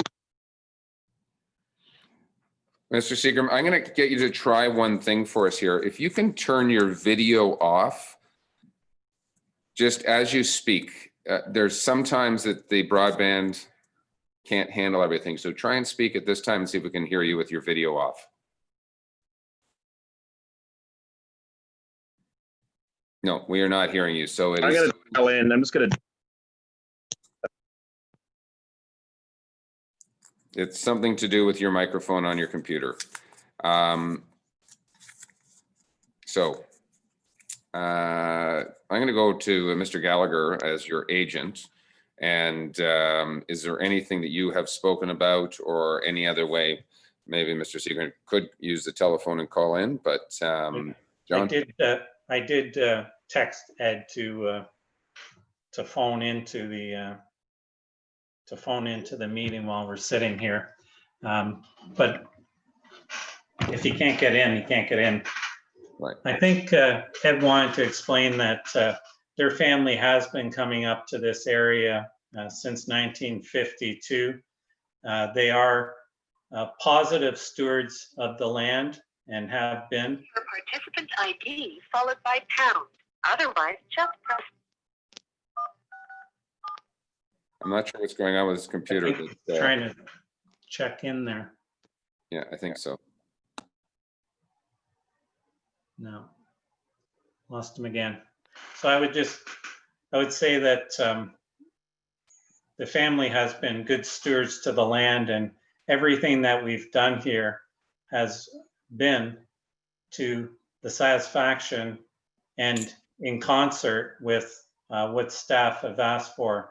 Ed and myself have had several meetings with the planning staff to ensure that any studies they wanted that we provided to their satisfaction throughout the process. And even when we had to get it peer reviewed, there was no objection from Mr. Seagram in that regard.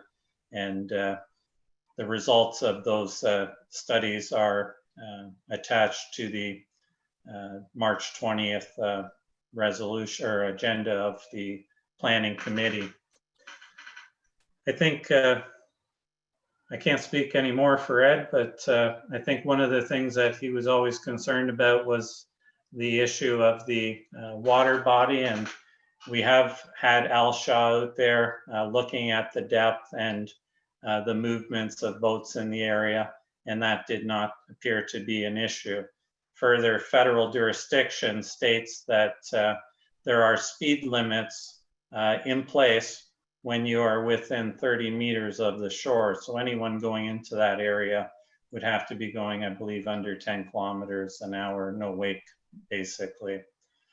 I think that is all I'll add for the time being. And if there's any questions, I'm here for you. This is a council decision. I think I'm in here now. We've got you. So, okay. So if Mr. Gallagher's just sort of giving you a quick overview of some of the history and yourself being a good steward of the land. I'm not sure if you were listening to that conversation or not, but any comments you'd like to make, hopefully briefly, would be great. No, I can be brief. So basically, when we wanted long-term access to our island, but some of the neighbors in our original application had a concern that there could be heavier boat use with the 4 landing lots, which is a change of zoning from the current residential. We've never had the intention of having a heavy boat use, but to their point, if the land was sold, again, not our intention, but maybe somebody could, have heavier boat use. So we revised the application to what it is now, which is essentially adding in, one more dock when it comes right down to it, one for my sister and her 2 kids, and one for myself and wife and our 2 kids. We still have the one cottage out here that we use. So again, we're not talking about excessive boat traffic, but as we all know, there's very limited access to islands now, with most of the landings being full. I also emailed the neighbors before the March 12th meeting, and also spoke to the neighbors and advised them of the new application. They had already known about this actually, but advised them again, and there were no new objections received based on the amended application of creating 1 new waterfront lot.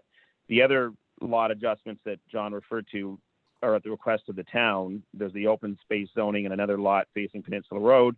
That's to prevent further waterfront development in the future or further severances. That was what the town wanted. We're going along with it. We're adding to the existing cottage there just to bring it into compliance. Again, those are sort of sidebar things. The main thing is we're creating, 1 new lot, 1 new dock, let's call it. It's over 800 feet of frontage divided by 2, so 4 lots of frontage with, 2 docks. So, when you look at the canal, it's very long, and I don't think it's excessive in terms of number of docks. We also have the support from Mrs. Benson, who sent a letter in on Friday. It's part of the submission. She owns the other half of the canal, as well as the cottage as you exit on your left by boat. We own the cottage on the right as you exit by boat. So I think the point there is that the other cottages are quite a distance away. If somebody was going to complain about it, a couple boats coming in and out now and again. Also, when we access our island, we're not doing it in the middle of a Saturday. Typically, it's in the evening on a Friday or a Sunday. Lastly, I was going to say we did do an environmental report. We did a peer review. We've agreed to all these things that they've requested. We've agreed to everything the town requested, and I think, as John mentioned, everything complies with the official plan. And we've asked for less than the zoning bylaw permits. Last but not least, we've also given up a right for a boathouse and other things. But anyway, the canal is also one other thing that came up. It's 5 to 6 feet deep everywhere because the thing is man-made, with the exception of right next to shore. And this is confirmed in the environmental report.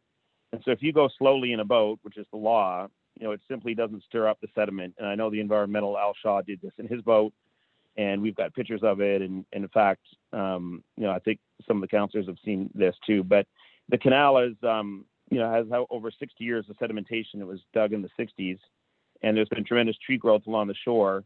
And this protects from erosion, of the canal, especially for just putting in, given the, 5 to 6 foot depth. And last but not least, any boat can go in there. It's really part of Lake Rosso, and boats, in fact, do and sea-doos to explore. And, there's no way we can stop them, just like a boat can go into any bay they want. And that's my points.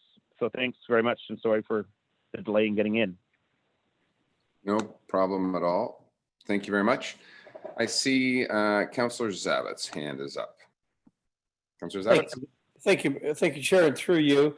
I had the opportunity yesterday, due to interest, to contact Mr. Seagram. He was generous enough to take me into what he calls a canal, which I do believe is a bit of a misnomer. To me, it's just one more unique Muskoka Lakes water feature. There's as much water in what he's calling a canal, which I think is much more than that. It is, I view it as the waterfront, lakefront. There's more water in the canal than at the end of my dock. And I've been to Councillor Kelly's wonderful location, and there's more water there than at the end of his dock. I think what I'm seeing here in particular is I think these people have done absolutely everything plus more to comply, and I think they have. And I will be in complete support of this application. As I viewed it, yes, we can go in there in a sea-doo, we can go in there in a snowmobile, people can fish, people can kayak, but this is a navigable waterway to my mind. And maybe perhaps enough said, but I'll be in total support of this. Thank you. Okay, thank you. Anyone else want to chime in? Councillor Hayes.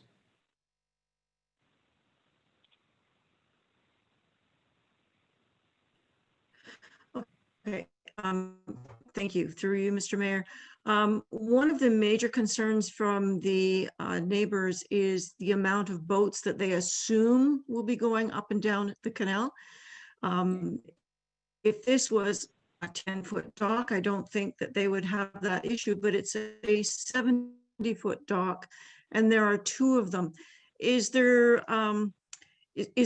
any chance that you could make the dock a little reduce the size of the dock to give them some comfort, so that I know that you're a good steward of the land, but the next person who buys it from you could put 5 or 6 boats on there and be ripping up and down. 70-foot dock is fairly substantial. I was just wondering if there's any chance that you would consider making the dock a little smaller. Mr. Seagram or Mr. Gallagher? Well, to answer your question, like if you go out in the bay, most of the lots, are 100 to 200 feet.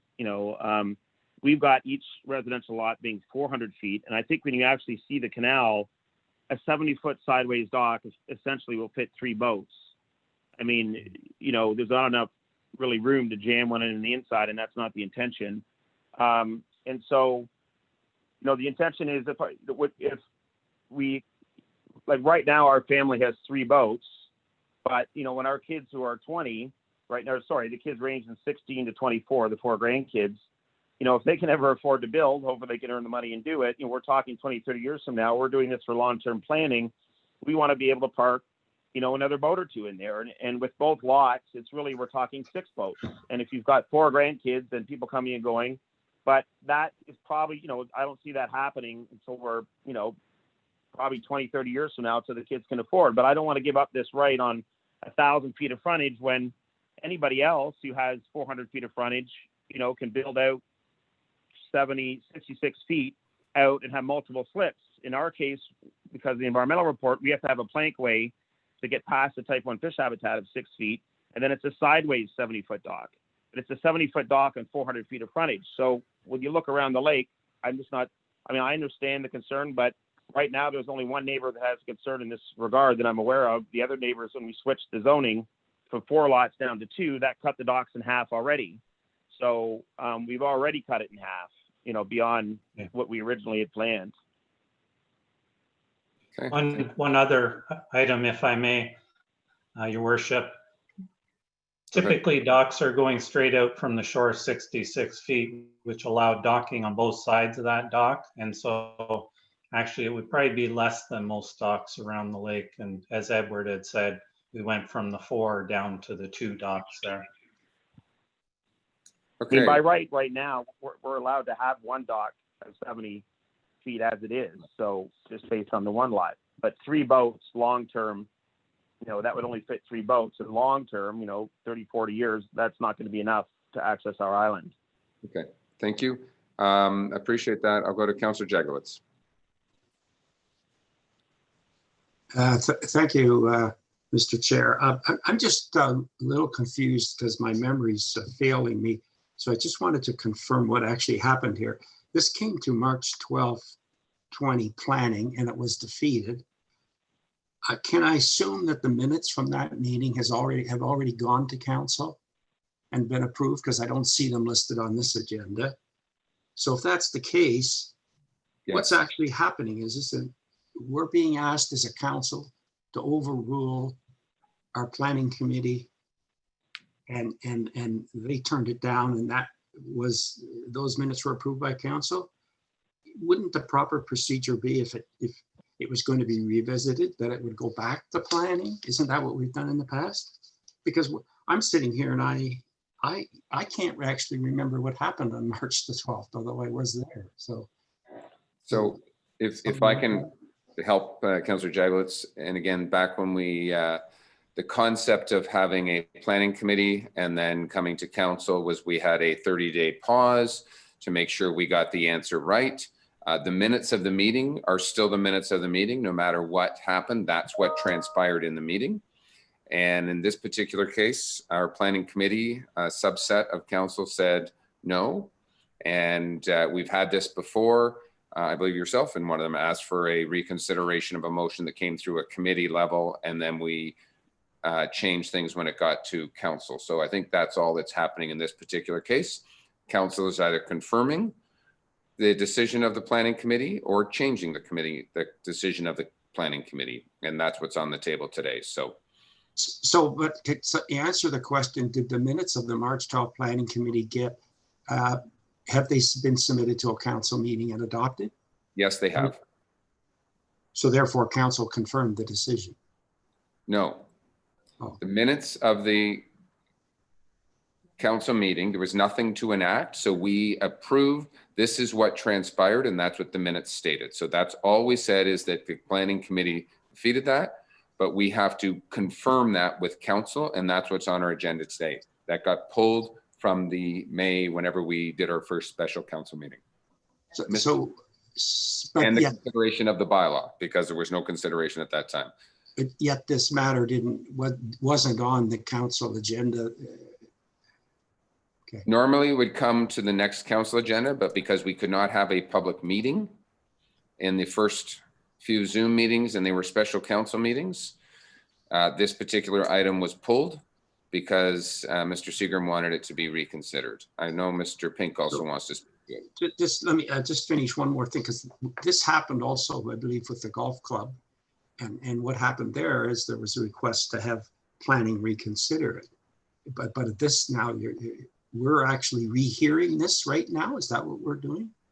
So Mr. Pink can judge in. What we did, I know with the golf club, was we sent it back to the committee for further consideration.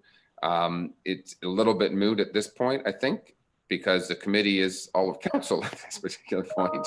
So I think we have the opportunity to potentially debate it. Mr. Pink, do you want to comment? I wanted to just respond, but I think you've rightfully, I think you have a good understanding and have responded accordingly. The application, the public meeting was held in March. The other matters we did bring forward earlier for council ratification, but because there were delegation requests, and as we heard earlier, this is the first time members of the public have been able to delegate, we held off bringing this forward. Keep in mind, planning committee cannot make a decision on a bylaw, only council can. So the bylaw is in front of council. It can either be defeated, that was the recommendation of planning committee, But council is not obligated to follow that recommendation. You can hear from the applicant and change. You're correct, Councillor Jagowitz. In the past, some matters have been referred back to Planning Committee for further discussion. That can certainly happen here if that's the will of council. Alternatively, council could hear the bylaw and consider it. That's at council's discretion. Okay. Thank you. Thank you. Councillor Ishikawa. Thank you. Remembering the meeting and my concerns certainly were the amount of boat traffic that was going to be involved in this. At the beginning of the meeting, and the speakers spoke about 2 boats.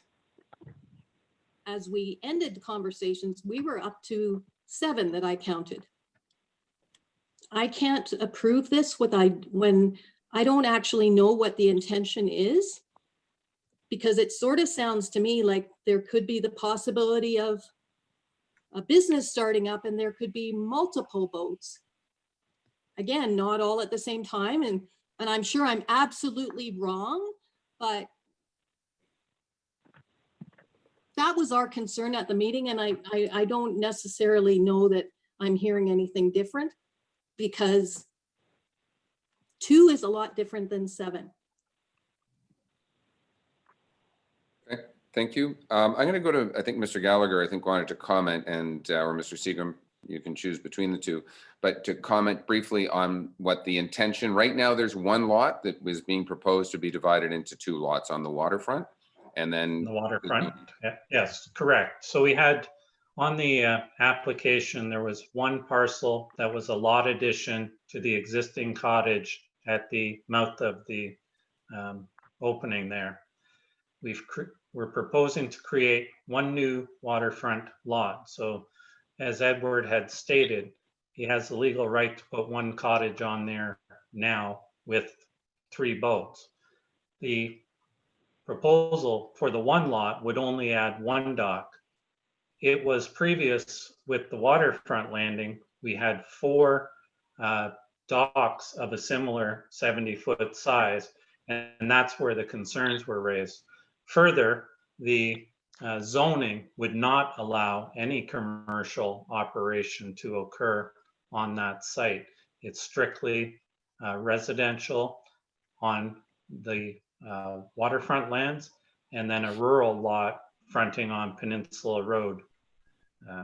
Thank you. okay, thank you. Well, Councillor. if I, Oh, Councillor, sorry, Mr. Seagram. well, just one quick addition. I mean, this residential lot is no different, 400-foot lot, than anybody else's residential lot. And that obviously if somebody started running a business out of their cottage, that's not allowed. And secondly, it's not 7 boats. I mean, I do respect the fact people are concerned with the boats. That's why we cut it back in half. But these docks, that would be 2 of them 70 feet long, could accommodate typically, 3 bow riders that are 20 feet. And we don't have that now. The family has, my sister has a boat, I have a boat, my father has a boat. But if you look at these cottages that are jammed in on 2 and 100 feet, a lot of them have 3 and 4 and 5 boats and, 3 and 4 slips. So we're no different than any other residential lot, other than we are intending, we're not hiding this, to use this to access our island. To me, it's a lot less traffic when we come in the evening or go, we're not coming and going all day long in a sea-doo boat like a typical cottager would. We're out on the island.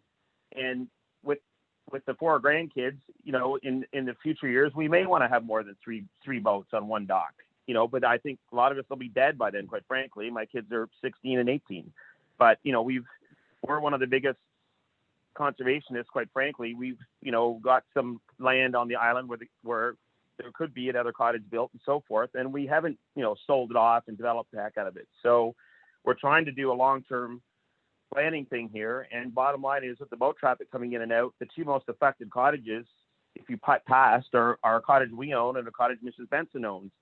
The one person who's objecting is 5 cottages down, which is over, 600 feet away. So I really don't think, somebody in the bay could buy an extra boat, or there's a seaplane in the bay. I mean, anybody, could, and people don't object when somebody else buys a new boat. I mean, there's a new cottage in the bay that just got built and added 2 slips, and nobody objected. Okay. So that's my point. Thank you. Thank you. Councillor Bridgman. Thank you, Mayor Harding. The Seagrams, this island is just off of where I am, and the Seagrams have been there a long time, and they are island property owners. 3 boats is probably less than the average that islanders have, especially when your kids grow up. We already have a problem with islanders finding docking space on mainland. To me, this is a wonderful answer to them being able to have mainland access and let their family grow up. And I don't think it's an excessive ask. So I was in support of it before, and I certainly still am now. Councillor Mazan first. Thank you, and through you. You took some of the words right out of my mouth, Councillor Bridgman. I grew up on an island, and I know there's certain things that are barriers. And one of them is parking on the mainland. We just talked about that in a marina. This is what is happening. So parking is an issue.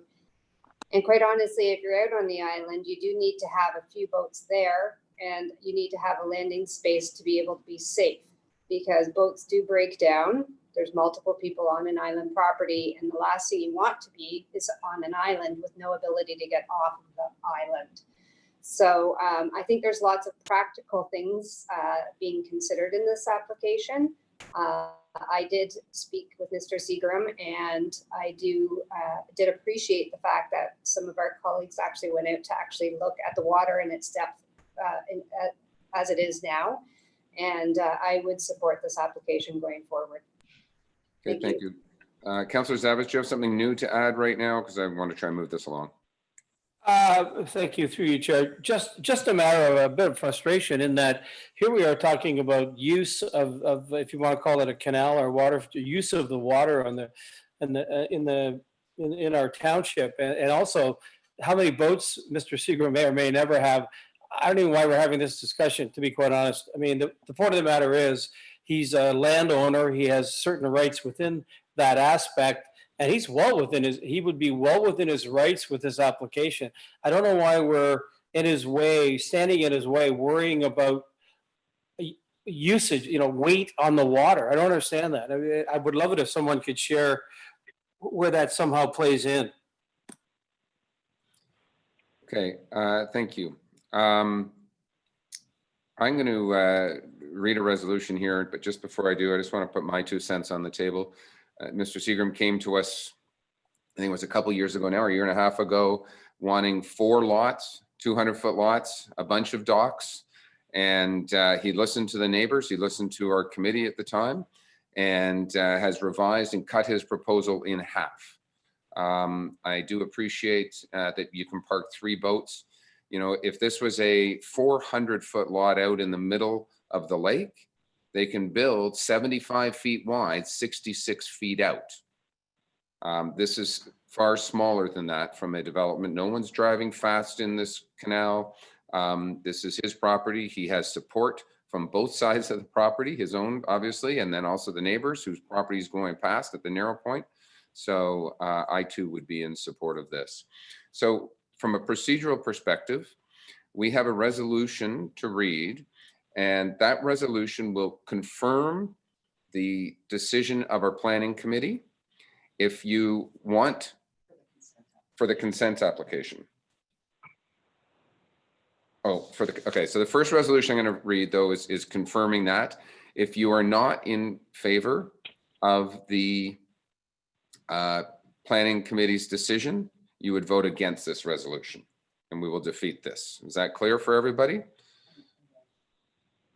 Mr. Kelly's shaking his head. I'm not sure if you have a question. Sorry, I have a headache, so that sounded like a triple negative to me. I just want to make sure I know what I'm putting my hand up for.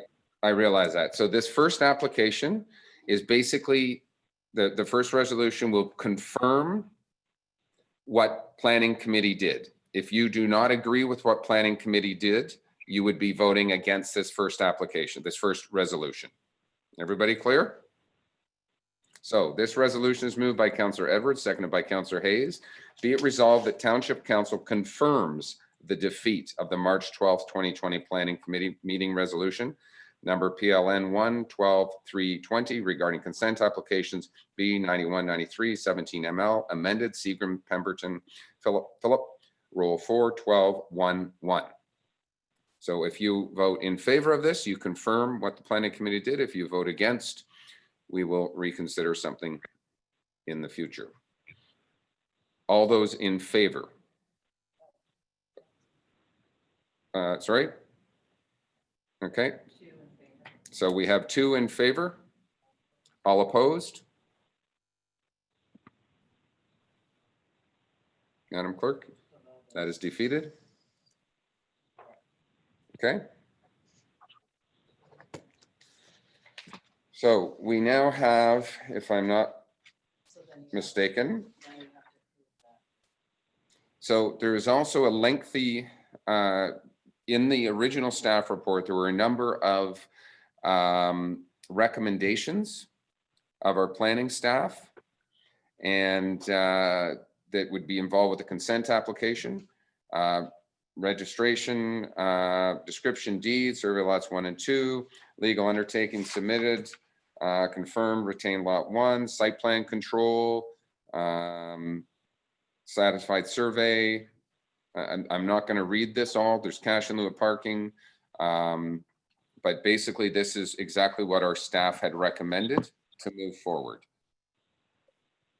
Council, are you okay that I do not read this lengthy? For those who can't see it, it's quite lengthy, and it was also included in your package. It was not included in the package? Then I am going to read this to ensure. Madam Clerk, are you okay? How do we want to do this? I don't want to do anything incorrect. It was not included in the package because it was. It would have been included back in March. Yeah, it is. I see it back in March. I didn't specifically prepare it, so Okay. I'm assuming that it's accurate, so. Okay. I would read it. Okay, I am going to read this. I have a question from Councillor Nishikawa first, though. Thank you. I was actually trying to clarify. So it was interesting for me because the vote today that we were asking for was to disagree with what planning voted for earlier this year. But now people are voting on new information. So they're voting down the committee recommendation based on the information we had at that time. Mr. Pink, do you want to maybe comment for us all? There's no new information, I don't believe. Thank you. I would just clarify Councillor Nishikawa's comments. I wouldn't say you were asked to defeat. A resolution came before you that would have confirmed what the planning committee recommended. Council just had a vote and defeated that. So in essence, the consent application is still live in my mind. The bylaw is also still before you. The resolution that I believe the mayor has before him is the resolution that mirrors the staff report that would have been in your March agenda packages for planning committee. So presumably if council just defeated the defeat, thereby negating it, presumably you would then be in support of the application, and you would consider now the approval subject to the conditions that staff recommended in March. Again, it wasn't attached to the current agenda packages because again, the recommendation from planning committee was not to support it, but it was in your March agenda packages. Perhaps for clarity, the mayor may wish to read that, but I leave that in the clerk's hands as to the best way to proceed. Again, alternatively, it could be kicked back to planning committee for further discussion if councillors are unclear. I think people are clear. I'm going to read this resolution that was back in March. So it is moved by Councillor Mazan, seconded by Councillor Nishikawa. Be it resolved that consent applications B 9193 17 ML amended, Seagram, Pemberton, Phillip, Roll 4, 12, 1, 1 be approved with the following conditions: that a registerable description deed severed lots 1 and 2, along with any required right-of-ways, be submitted to the Secretary Treasurer, along with a registered copy of the reference plan. Number 2, that a legal undertaking be submitted in order to confirm that retained lot 2 will merge in title to the lot it is being added to upon registration of transfer deeds. Number 3, that site plan control be imposed on severed lot 1.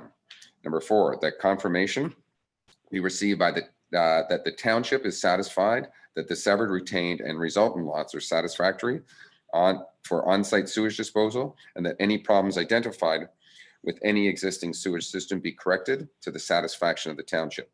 Number 5, the district comments be received and that any required district conditions be implemented to the satisfaction of district and township. Number 6, that a consent agreement with the township under section 5126 of the Planning Act be entered into, wherein the owner agrees to implement the recommendations of the scoped environmental impact study dated December 14, 2018, and peer review response letter dated November 6, 2019, prepared by Riverstone Environmental Solutions, Inc. Number 7, that cash in lieu of parkland be dedicated to the township in the amount of 5% of the assessed value of the newly created vacant lots, or the entire lands, whichever is less. That a zoning bylaw amendment be approved to rezone severed lots 1 from waterfront residential WR 6-7 to rural RU2 and open space private OS2. That a zoning bylaw amendment be approved that prohibits agricultural uses, a farm, a forestry operation, hunt camp, a wayside pit or quarry on severed lot 1. And that zoning bylaw amendment be approved to restrict shoreline structures on retained lot 1 and severed lot 2. Basically means you get to sever the lot and you can't build very much and much smaller docks. Okay, any further comments? I'll call the question. All those in favor?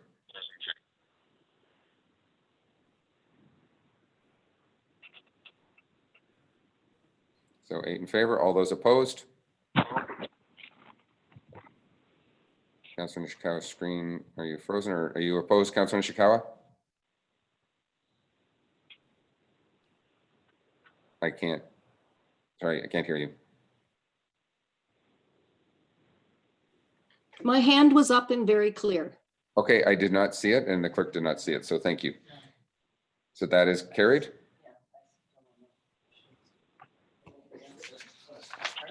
Okay, thank you.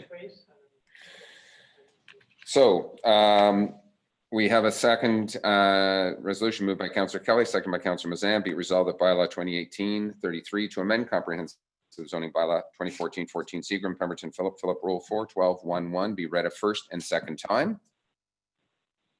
All those in favor?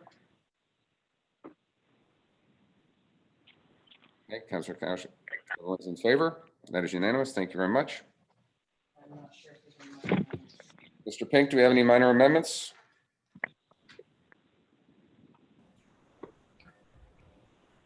You're testing me here without my right-hand man, Mr. Sharp, but I believe in reviewing the March staff report for severed lot 1, staff suggested in the area zoned rural that the uses of farm, forestry operation, hunt camp, and wayside pit and quarry be prohibited. We did note that in the prior resolution.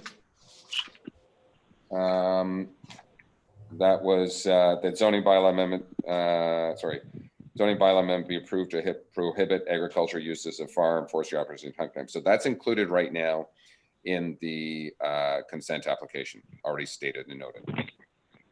So let me just, sorry, 1 second. So I don't think there's a minor amendment to that. Well, keep in mind what you've passed was a resolution that is a condition of the severance. Okay. So therefore, it must now be duplicated on the bylaw. Okay, thank you.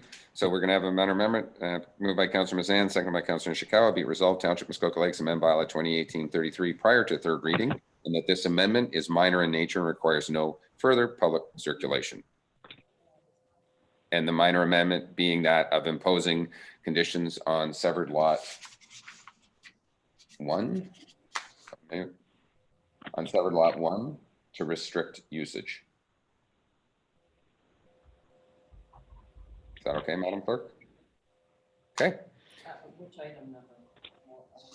On the other resolution, it is item number 9.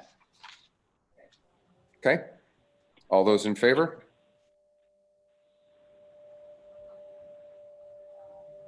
Let me see everybody's hand up. Yeah. Thank you. That's carried.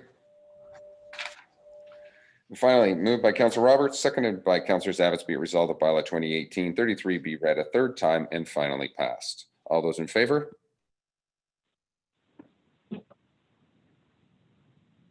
Anyone opposed? I did not see Councillor Jagowitz's hand. Are you in favor or opposed, Councillor? I'll ask again. All those in favor? I didn't see Councillor Jagowitz's hand go up. And opposed? Councillor Jagowitz's hand has still not gone up. You're opposed. Okay, Yeah, thank you. I think I'm deemed opposed. Okay. Well, okay. Thank you very much, Mr. Seagram, Mr. Gallagher, and Mr. Shaw. For council perspective, I would like to take a, let's say a 7-minute break, and we will come back at 3:15. Okay? Thank you very much. Gord, Yes, Alan. it's Ken. Oh, yeah, Ken. Can you please check your email? I sent you an email around 1 o'clock that I need, if you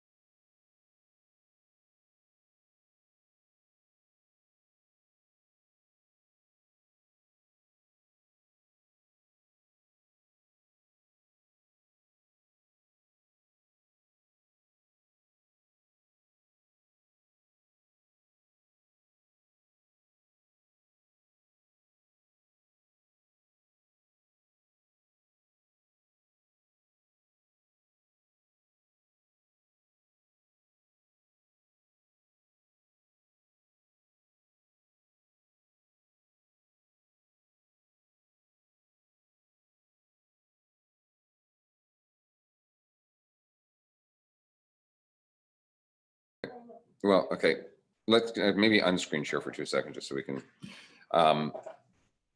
Welcome back, everybody with me here. Thank you for that.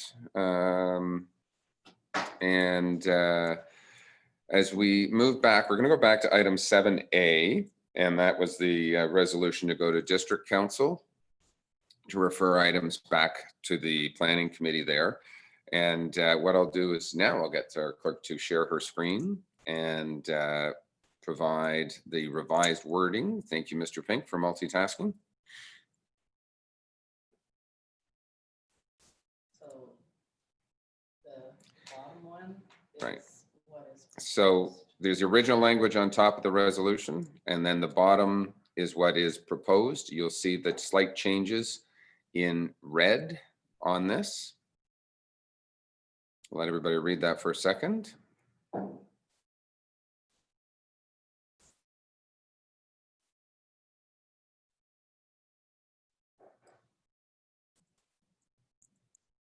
And we've already approved that we can vote on this. So, okay. Okay.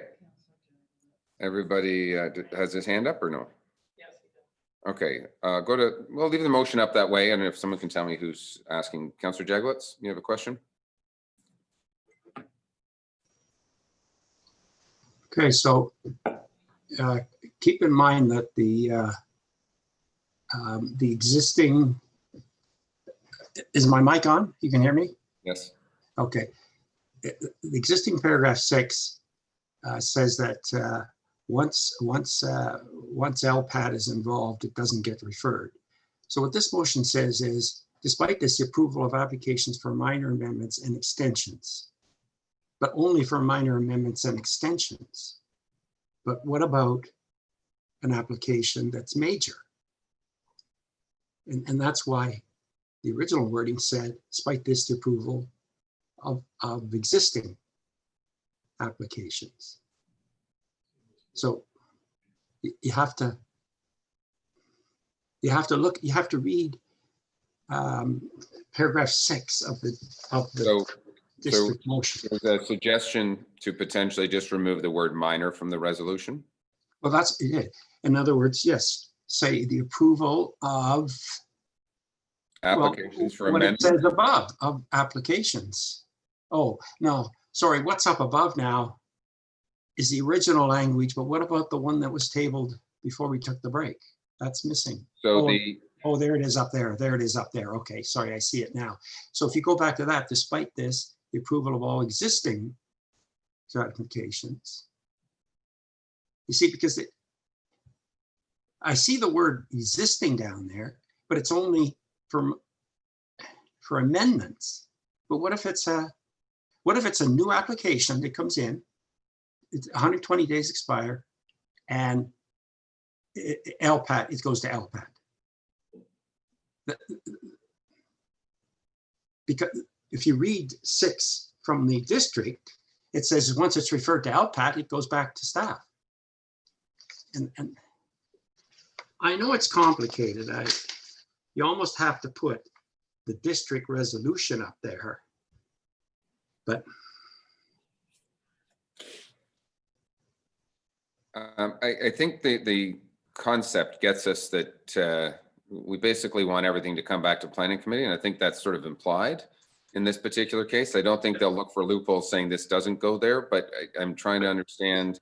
Maybe Mr. Pink, you want to comment? Why doesn't it just say then all application? Why do we have to use amendments and extensions and final approval? Just take it all out of there and go up to the 2 above, the approval of all existing or applications and all those that are referred to LPAT. I thought it was, anyway. I'll let somebody else talk.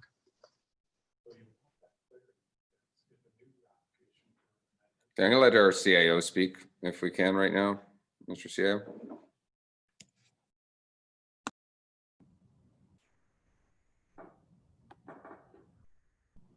Mr. Pink may wish to add some additional comment, but if the resolution, as was suggested by Councillor Jaglitz, is read literally, does that make reference to applications that the district has now, but not necessarily will receive in the future.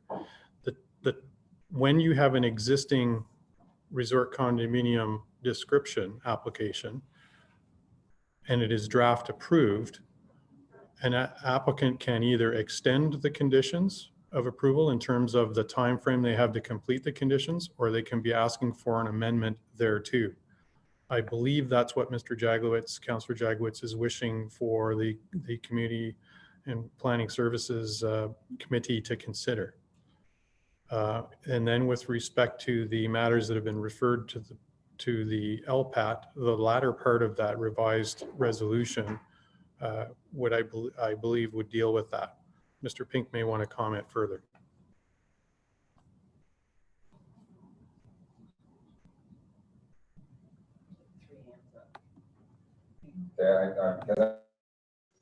Mr. Chair, may I respond? Okay, sorry. Bridgman first. Councillor Bridgman. Thank you, Mayor Harding. I would be very happy with this. I like the revised language. I think it's very clear. I think the concern that Councillor Jaglowitz has raised would be taken care of if on the last line it says this requirement, part of my screen is include all existing and new resort commercial condominium applications which have been referred to LPAT. I think that clears it all up. And I am good with that. May I make a recommendation? If you just got rid of the word existing, this requirement shall include all resort commercial condominium applications which have been referred to LPAT. Yep, we could do that too.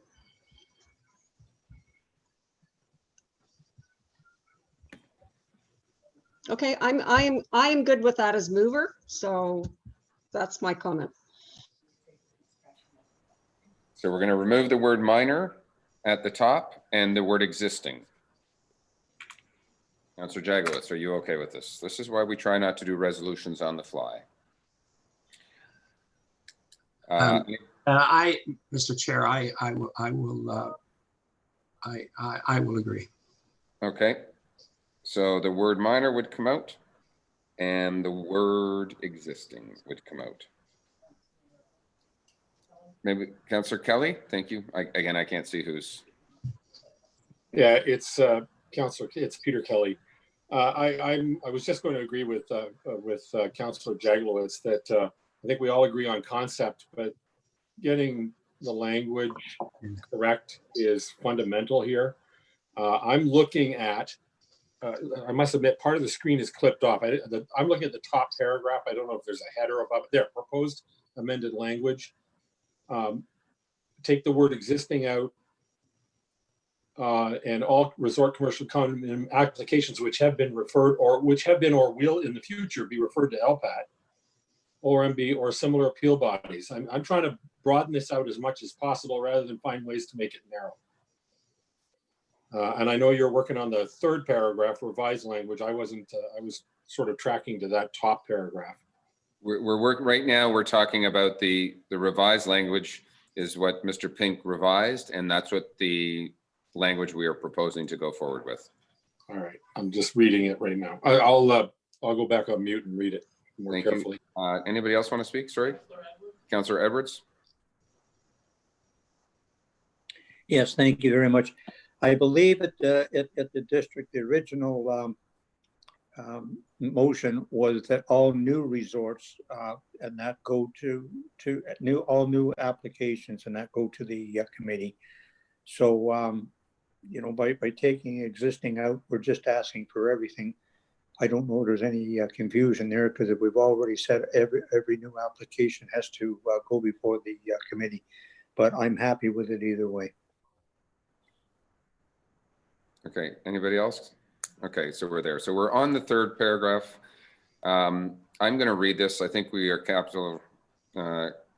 covering off everything. Moved by Councillor Bridgman, seconded by Councillor Roberts. Maybe we can. Mr. Pink wants to speak. Let's go back. David? I think I'm seeing some of the confusion here. And again, I agree, this is some of the difficulties in trying to do this on the fly.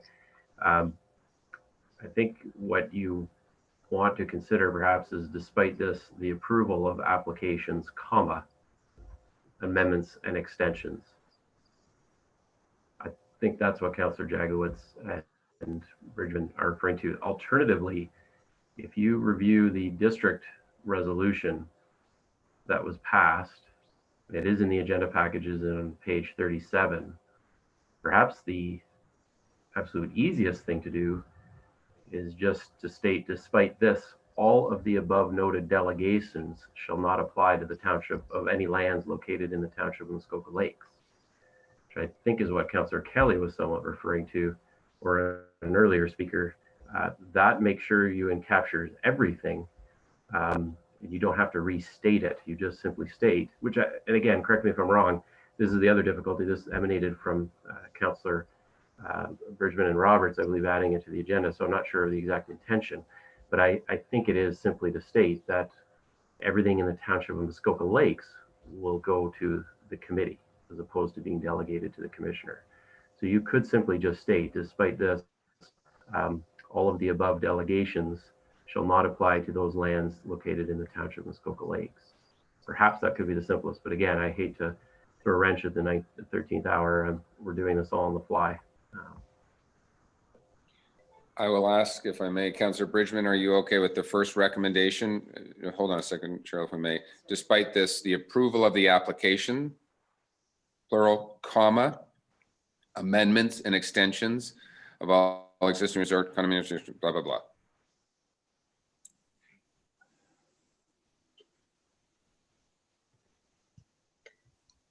Yes, I am. I'm good with that. So that's how it would read at this particular point, is what we see on the screen. Okay. So I'm going to read that. Moved by Councillor Bridgman, seconded by Councillor Roberts. Whereas the Community and Planning Services Committee, the committee of the District of Muskoka, the district passed resolution number R2920 CPS on June 18th, 2020. And whereas there's significant public interest in resort development and redevelopment in the township of Muskoka Lakes, the township, now therefore be it resolved that the township recommend to Muskoka District Council that resolution number R2920 CPS be amended by inserting the following words immediately following the words bylaw 2008-22 as amended. Despite this, the approval of applications, amendments, and extensions of all existing resort commercial condominium descriptions related to lands located in the township of Muskoka Lakes will be reported to the Community and Planning Services Committee. This requirement shall include all resort commercial condominium applications which have been referred to LPAT, OMB, or similar appeal bodies. Okay, any further comments, questions? I need to see the full screen again as I call for the vote. All those in favor?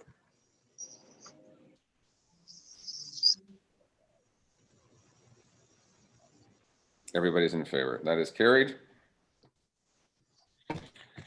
Thank you very much. Okay. Done there.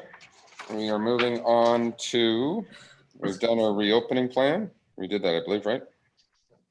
We did not do that. Oh no, that was our strategic review. Oh, we started to do it and then we went to Mr. Seagram. Mr. CIO.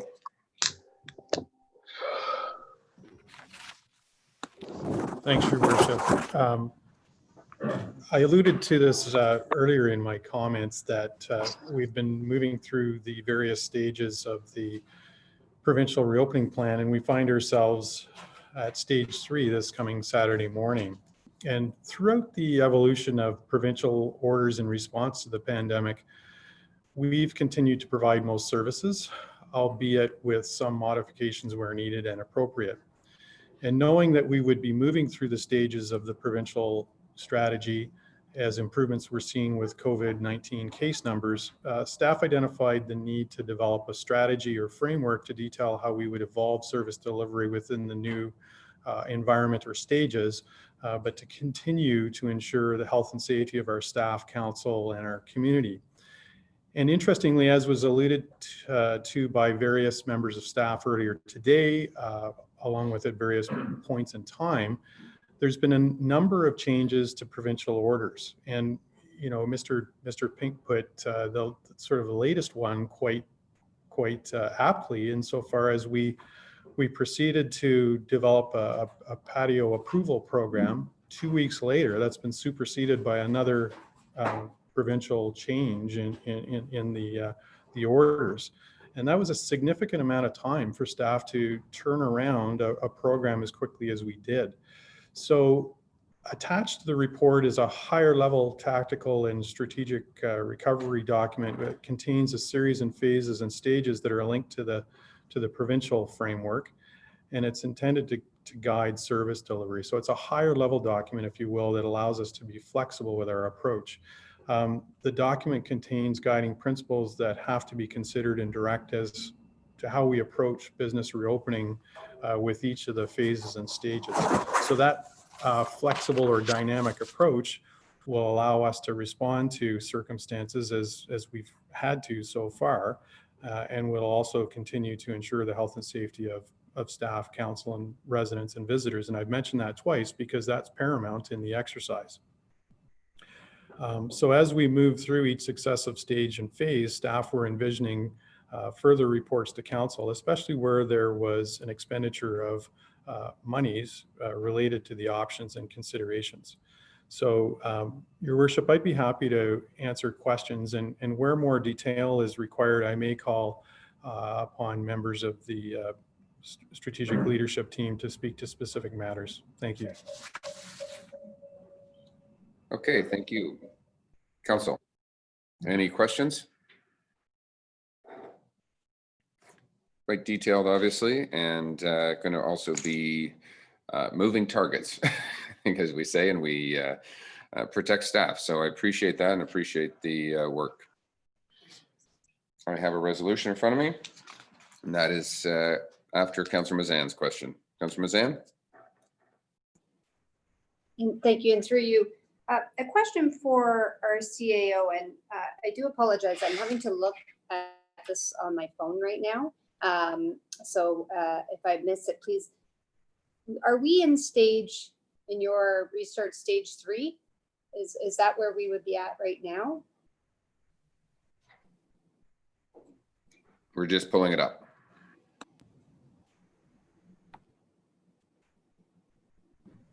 Your Worship, as of Saturday, we would be moving into stage 3, correct? So, so in there, I note, consideration of opening up some more of the facilities potentially. And then obviously embedded in there is discussion around how council operates. Will it be in this building and the port? So is this the stage where those types of thoughts and considerations are becoming real?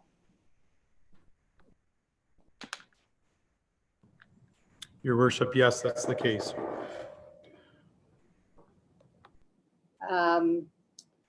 So I guess my question is, and I'm trying to think this one through, everything does happen so quickly, as Corey noted in his communication earlier, things happen so quickly here. Are we then thinking, would this then be setting us up to be potentially meeting in person next month in August? I'm not sure who wants to answer that one. CAO? Thanks, Your Worship, and thank you for the question. So as I alluded in my comments with respect to the strategic plan, these are the types of things that staff are going to have to work our way through, given the constraints that we have here at the township office with lack of space, inability to physically distance. It may very well be that for the time being, we continue with our electronic meeting format.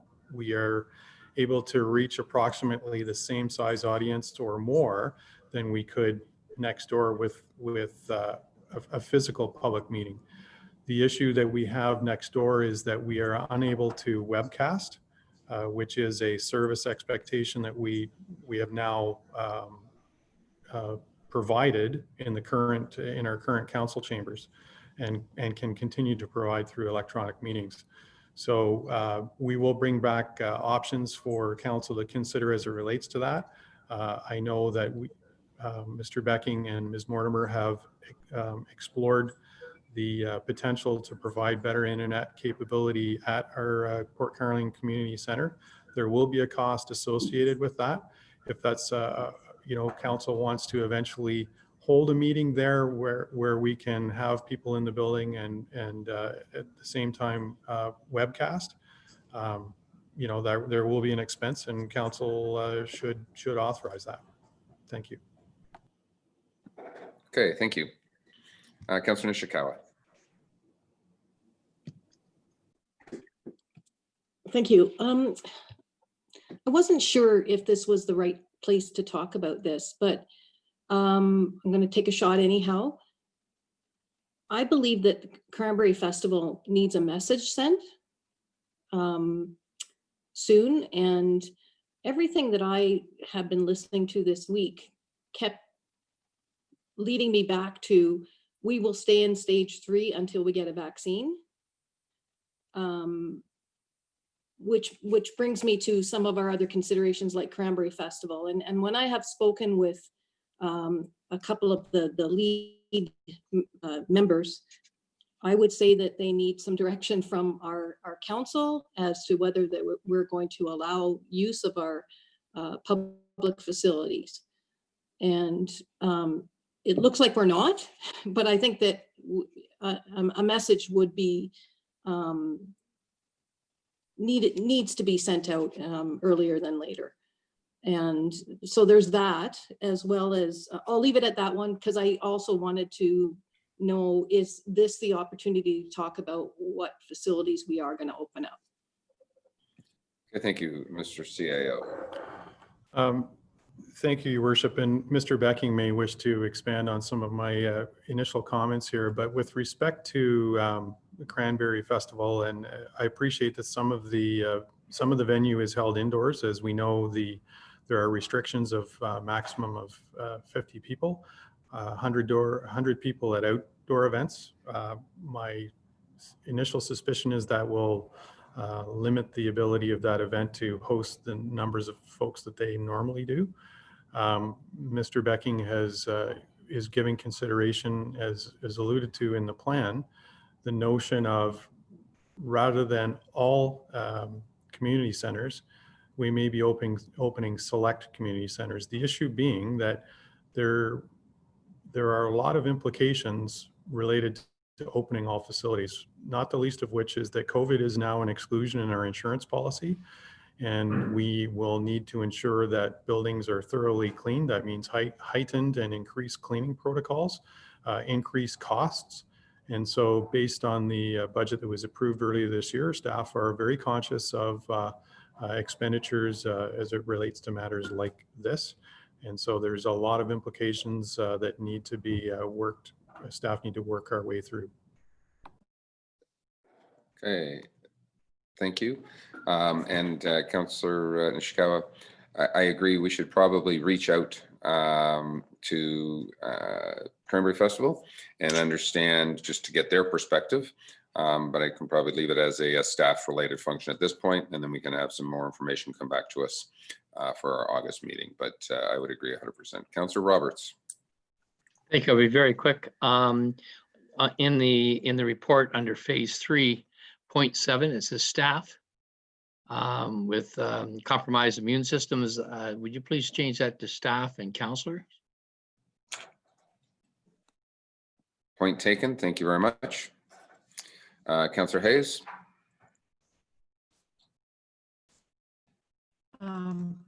Thank you, through you, to Mr. Hammond. Have we given any consideration to recording our council meetings or committee meetings in the community center in Port Carling, and then webcasting that recording rather than going live? Mr. Hammond, I guess, or the clerk, whoever. Thank you, Your Worship. Certainly that's a consideration. I don't know if Ms. Mortimer has any additional comments that she'd like to make.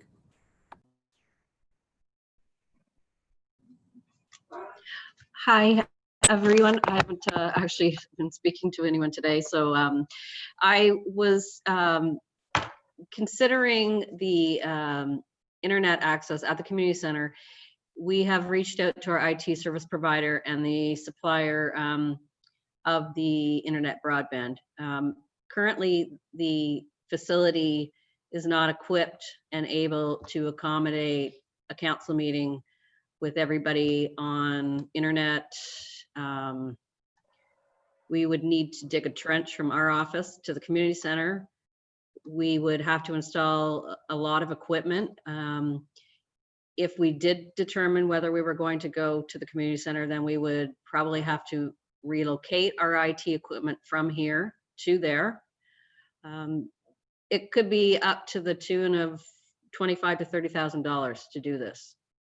So that is on our initial quotes, and with miscellaneous extras that we are not aware of at this time. So those are big expenses, and for the time being, I see that we maintain the current status as the province's introduced legislation that will allow the township to continue with electronic meetings. And once passed, we will probably be bringing forward an amendment to our procedural bylaw once again.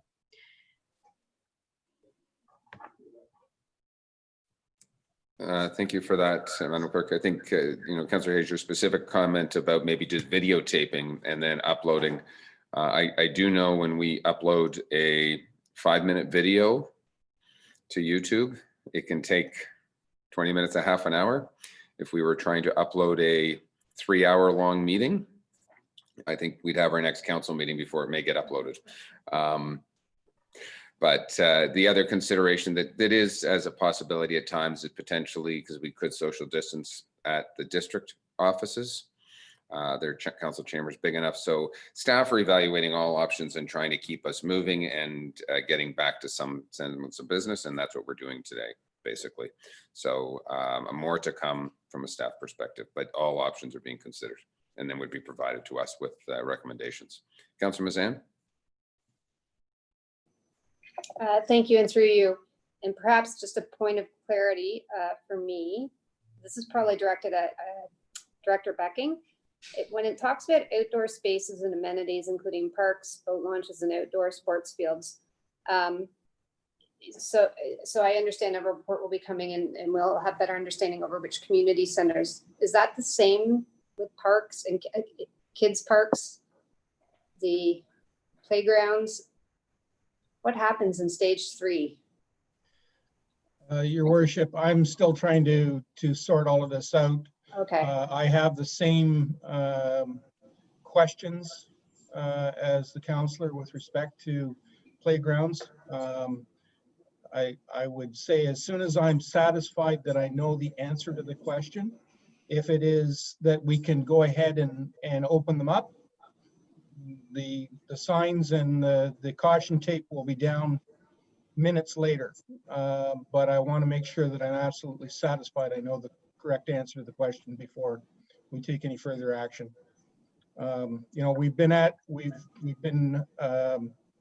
We've had these restrictions in place for 3 or 4 or 5 months. Another few days will not make a hill of beans worth of difference. I couldn't agree more. I couldn't agree more. These things keep happening quickly. I was just seeking clarification, that's all. So thank you. Thank you. I think the underlying motto in all of this is that our CIO and our senior management team are determined to protect our staff and the public in any of this reopening. And so they will err on the side of caution, which I think is appropriate. So thank you for that. I have a resolution here moved by Councillor Roberts, seconded by Councillor Zavitz. Be resolved that Council endorses the Township Muskoka Lakes Municipal Operations COVID-19 Reopening Framework dated July 15th, 2020. Any further comments? All those in favor?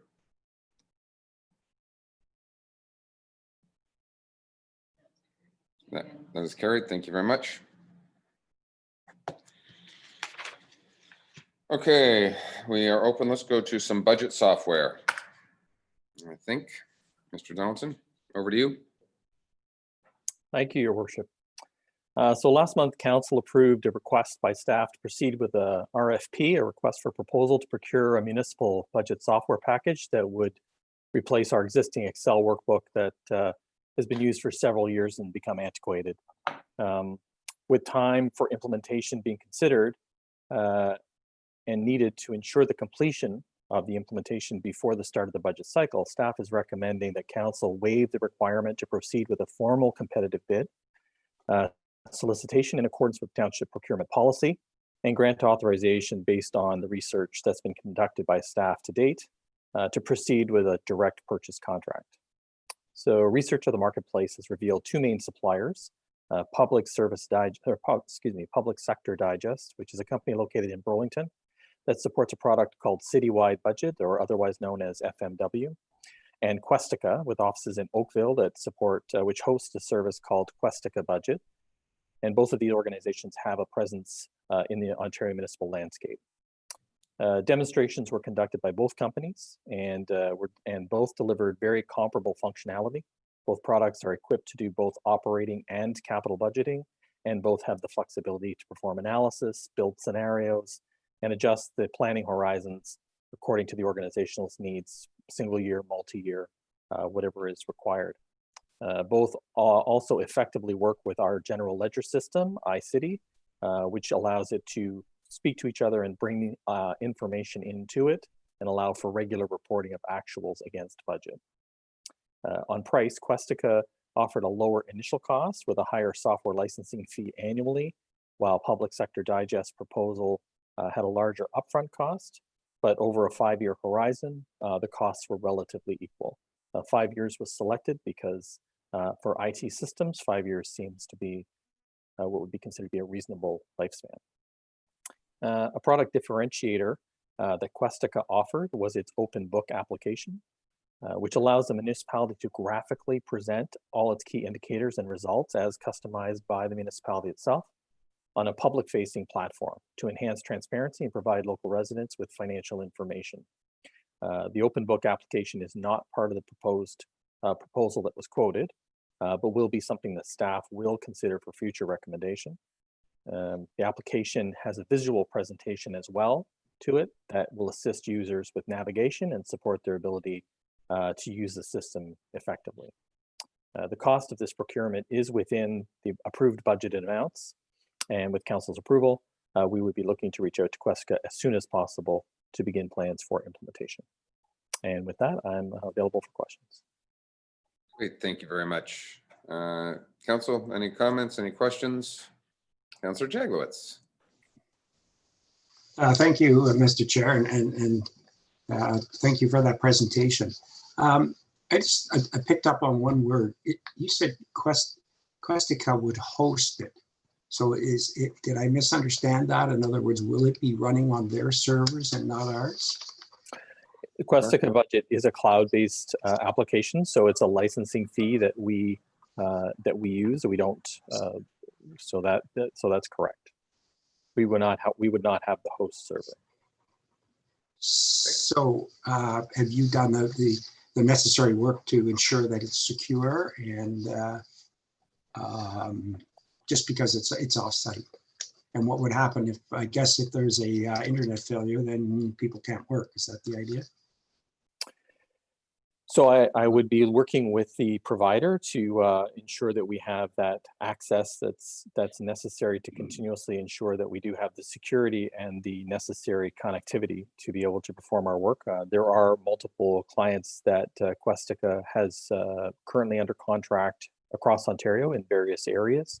And I am speaking with them as well in terms of getting references and confirming their experience with this organization. Thank you. Okay, anyone else? Seeing none, I have a resolution moved by Councillor Bridgman, second by Councillor Edwards. Be it resolved, the Township Council authorize the Mayor and Clerk to execute an agreement with Questica for the provision of municipal budget software at a cost of $31,000 plus HST, as highlighted in report entitled Municipal Budget Software, dated July 15th, 2020. Any further comments? All those in favor?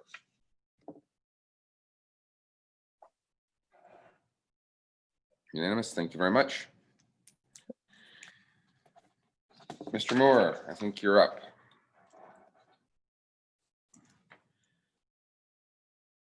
Corey? Thank you, Your Worship. this report, council will recall, staff brought forward a report in June regarding updating the memorandum of understanding with the Muskoka Lakes Chamber of Commerce. We were able to have some further discussions with the chamber and our chair of the Economic Development Committee and the president of the chamber board to review the MOU and work plan further. Following those discussions, we have provided the updated MOU and work plan attached to the report. Highlighting those changes is appointing a member of Township Council to be a representative on the chamber board.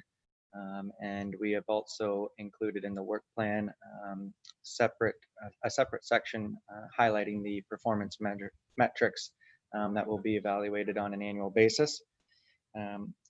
Council will recall in June we passed a resolution to provide the chamber 50% of the funding approved in the 2020 operating budget. And upon completion of the MOU, we will proceed with issuing the remaining 50%. Any questions? I'm happy to answer. Thank you very much. Council.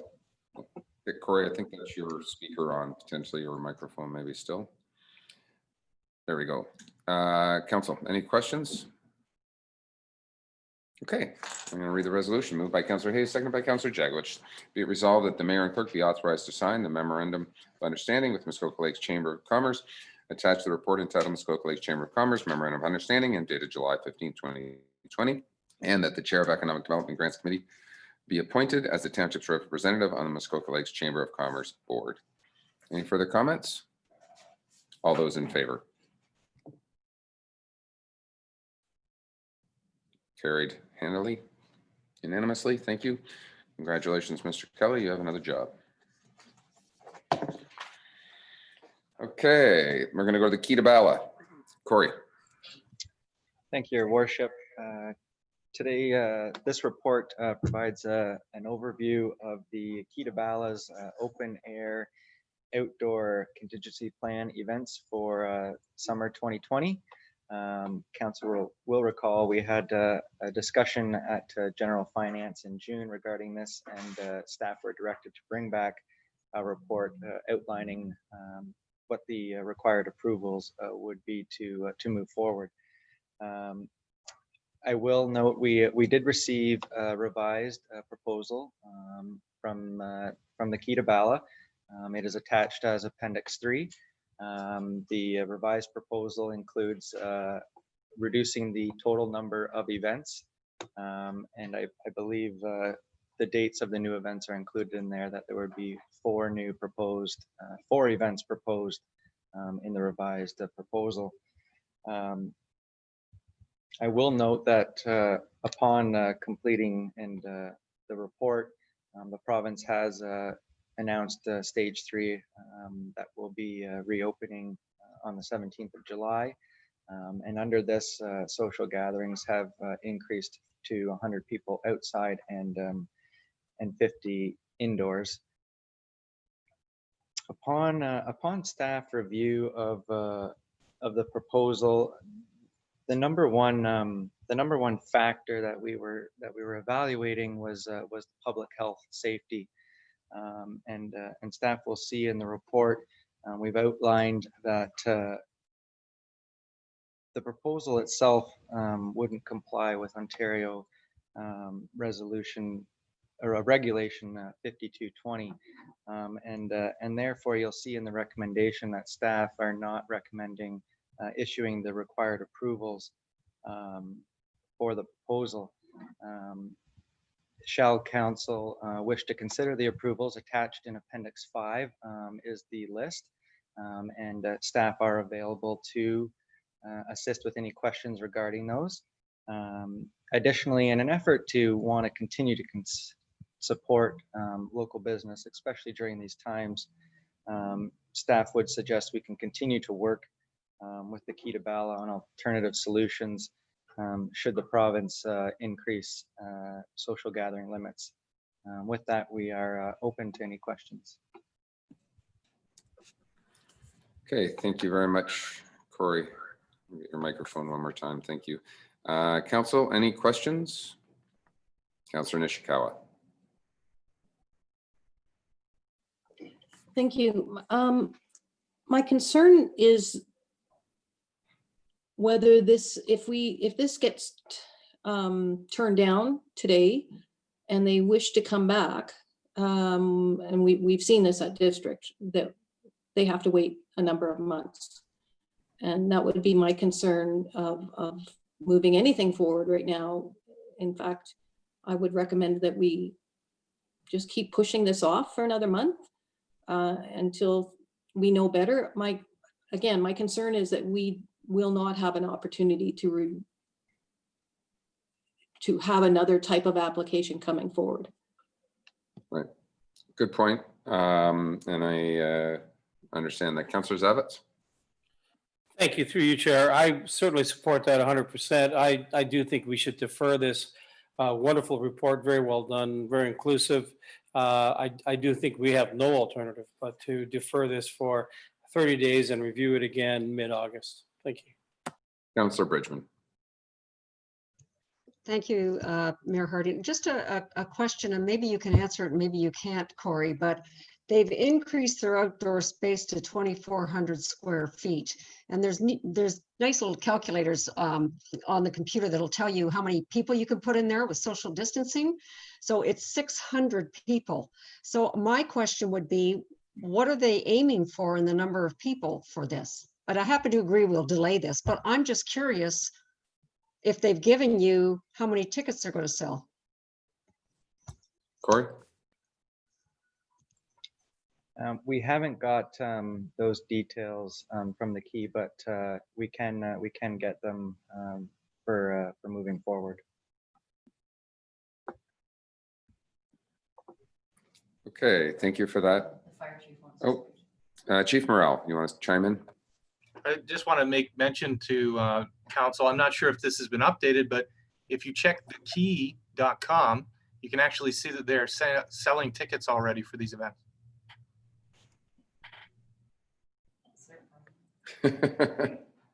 Interesting. Okay, so I understand Councillor Nishikawa's, and I'll just look to the clerk, because if we do potentially defeat this motion, I guess it would be the exact same motion or something similar couldn't be reconsidered for 2 or 3 cycles, if I'm not mistaken. So we are probably better just to defer reading of this. Madam Clerk, does that sound like a good plan? We're just rereading the wording specifically right now, Council. But I don't think there's a harm in just deferring this at this particular point, and it could come back with a revised just to save us all. I don't think this isn't a defeat. Now, therefore, staff are directed not to issue the request. Well, so it actually wouldn't be a defeat. You're right. Approvals you could add at this time. So it would actually be in favor of the resolution. We're not defeating the resolution, so it'd be in favor of the resolution. I guess the point being, do we even need to pass any resolution at this particular point if we know that things may change? I think that the key would have a general understanding that we're not supportive at this particular point, and maybe next month they come back with something different if things change and they can find ways. I'm sure the owners of the key are intently watching this broadcast to see what happens. So I see Councillor Edwards wants to make a comment, and Councillor Hayes. Yes, thank you. It's a little concerning that the key are advertising and selling tickets. I think we should have a talk with them, because I know somebody that had tickets to a conference, and they were having trouble reaching them to get a refund. So I think that, maybe we should be saying to them, you shouldn't be selling tickets. And if they are going to, then I would just turn the motion right down. And that, because I think that, we owe it to people buying tickets that they are protective. I've seen things on newscasts where other concerts and that people are having a real problem getting refunds. Thank you. Okay, I just want to make a quick comment, because I just received a note. The owners of the key are watching our broadcast. Welcome. And they have commented that they have not started to sell specific tickets. They have been selling tickets since January as per normal. And as events would have been canceled, they would refund the tickets. So that is just their standard protocol. And just as a point of clarification, so they weren't selling these special events or whatever at this particular point, but tickets have been on sale for other events. So I think that's what's really going on right now. Councillor Hayes, another comment? Yes, through you. If this is deferred, I do not have a problem. If we're going to vote that we've endorsed it, I would not be doing so at this time. So I think a deferral would probably be your best bet. Yeah, I'm going to just ask for a nodding of heads. Generally speaking, I'm getting a sense that we all want to defer this, not read this resolution at this time. And to the owners of the key who are obviously watching, as things change and you can address some of the concerns within the staff report, please feel free to come back and revise. And then hopefully in August, we can get you some permission. Okay, so I'm going to defer that. Thank you. There's Kita Bala. Let's go to Ms. Guthrie, I believe. Yes, thank you. So the report before you is in regard to an original shore road allowance, which was actually closed in 1991. All of the required steps were carried out, but unfortunately, the actual transfer never happened to complete land. This has just come to the attention of Mr. Shaw when he listed his property for sale. Our township solicitor has prepared all the required documents to complete the transfer. Today's recommendation before you is to authorize the mayor and clerk to execute all the required documents and to declare the land surplus, because in 1991, it was not a step for the process. So they recommend that we do carry that out. There's no cost to the township in this regard, as the purchaser and the property owner are sharing the costs in that regard as well. So if you have any questions, I'm here to answer them. Okay, anybody have any questions? Don't think so. Moved by Councillor Kelly, second by Councillor Mazan. Be it resolved that Council, the Township Corporation, the Township of Muskoka Lakes declares the following township-owned land to be surplus: parcel 32707, section Muskoka, firstly part RDAL, in front of lot 14, concession 20, wood closed by LT 165380, designated as parts 2 and 3 on plan 35R 13370. Secondly, part lot 14, concession 20, wood, designated as part 4 on plan 35R 13370, Township of Muskoka Lakes, Municipality of Muskoka. And further, the clerk is hereby instructed to dispose of said property pursuant to a direct sale to an abutting landowner as per bylaw 9161, registered as instrument number LT 165380 on September 25th, 1991. And last one, the mayor and clerk hereby authorized to execute any documents required to complete this process. All those in favor?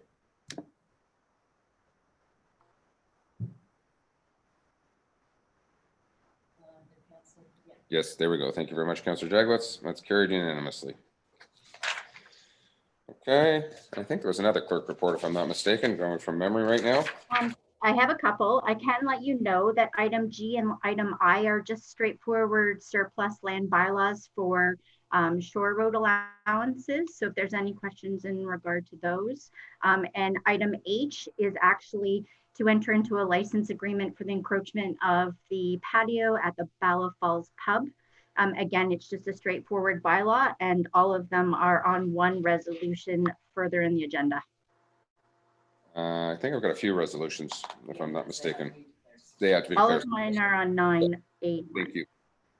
Council, do we have any questions on those 3 reports that have come to us, or can I just read the resolutions?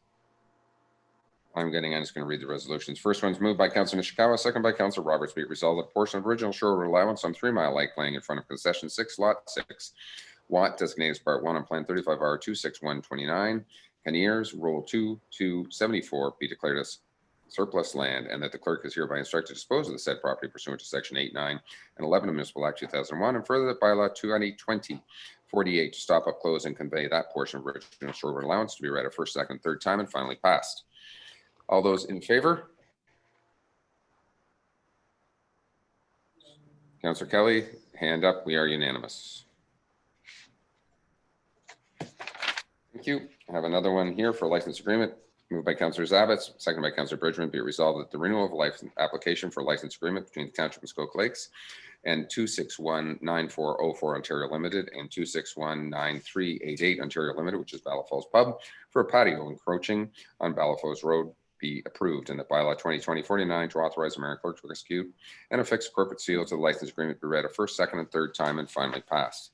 Any comments on that resolution? All those in favor? I saw Councillor Nishikawa's hand up. Madam Clerk, we are good. Thank you.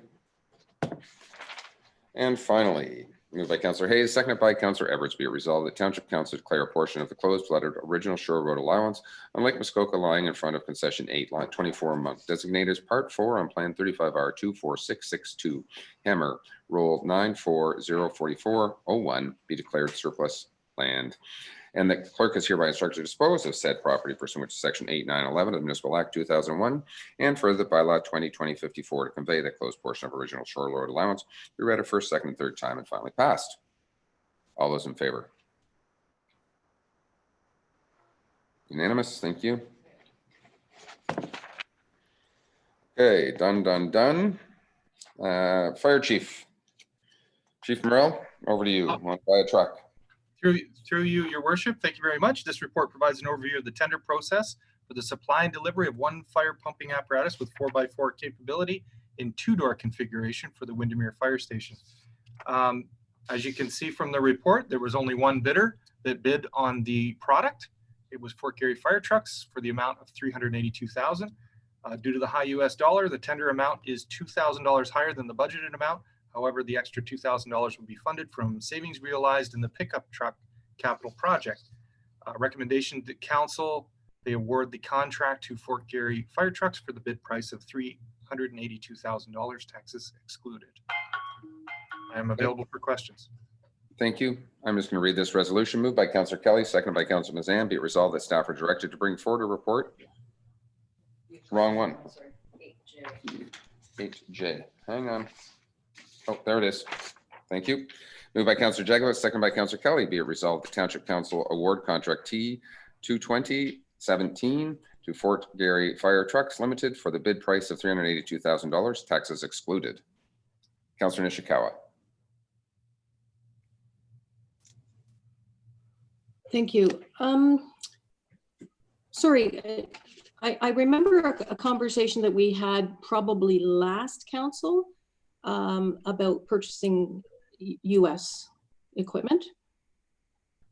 And I heard that that was our only bidder. No, I'm sorry, through you, your worship. The bidder is actually the largest Canadian custom fire truck manufacturer. They purchase chassis and components out of the US, and due to the high US dollar, that's why there was an increase in the budgeted amount. Okay, thank you. I've read the resolution. All those in favor? And that is unanimous. Thank you. All right, Chief Morrell, one more for you. Thank you. Through you. This report provides an overview of the process to provide an annual update of Schedule A of Bylaw 2016-125, which is the establishing and regulating bylaw for the fire department, respecting the compensation of volunteer firefighters. You will note that in this report, there has been proposed a 1.9% increase, reflective of the same increase that was given to non-union staff, taking the hourly rate from $24.38 to $24.84. Recommendation to council is that Schedule A of this bylaw be amended to update the Muskoka Lakes Fire Department's firefighters' rate of pay in accordance with the approved amount identified in the approved 2020 operating budget, and that staff be directed to come forward with a new report to General and Finance Committee on how the bylaw can be amended through reference to a policy that has the same effect of enabling firefighter pay increase, the requisite resources that will be included in the annual operating budget that will remove the provision to come back to council annually to do this piece. stand ready for Good for me. Thank you. Council, any questions? I'm going to read the resolution. Councillor Zavitz, is your hand up or are you just voting? Hand is up. Councillor Zavitz. Thank you, through you, Chair. Masterfully set up there, Fire Chief Morel. All of a sudden, we've got a new fire truck and a pay raise, so I love it. Congratulations and all that. I think it's wonderful that you know, we do need to pay this attention. You touched me this morning with your comments about how difficult it is for us to recruit and to keep, to maintain, to retain our people. So thank you for that. Through your worship, in truth, we're actually quite late to bring the annual pay increase to council. It's supposed to be tied to March. Okay, thank you for that. Anyone else? Councillor Bridgman, or you're waving at your neighbor? You're just waving at your neighbor. Got it. Moved by Councillor Kelly, seconded by Councillor Mazan. See, I do pay attention to lots of things, in case you're wondering. Be it resolved that staff are directed to bring forward a report to the General Finance Committee on how bylaw 2016-12 could be amended through reference to a policy that has the same effect, enabling firefighter pay increase and the requisite resources as are included in the annual operating budget in the bylaw 2020-55 to amend Schedule A of bylaw 2016-12 for the Muskoka Lakes Fire Department's firefighters' rate of pay be read a first, second, third time and finally passed. All those in favor?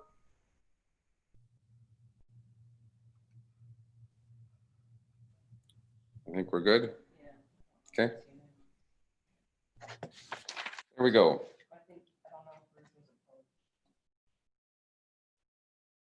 Okay, Judd Haven Road widening. Mr. Becking, I think it's your report, but let me just ask council, do we have any questions on this report?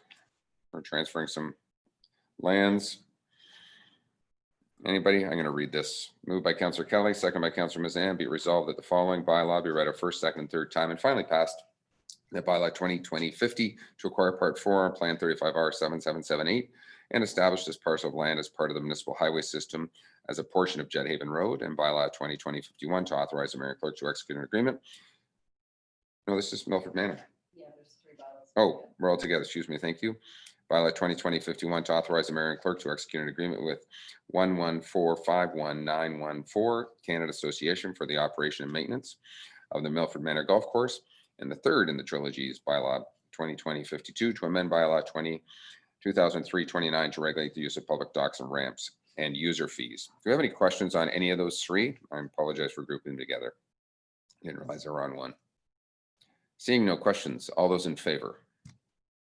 Once again, unanimous. Thank you very much. Okay.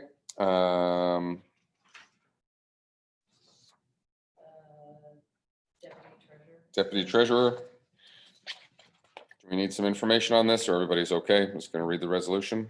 Moved by Councillor Nishikawa, second by Councillor Roberts. Be it resolved that bylaw 2020-59 to appoint a deputy treasurer on an interim basis for the township of Muskoka Lakes be read a first, second, and third time and finally passed. Any further comments? All those in favor? Councillor Zavitz is there. I saw Councillor Jagwitz. Everybody is in. Thank you.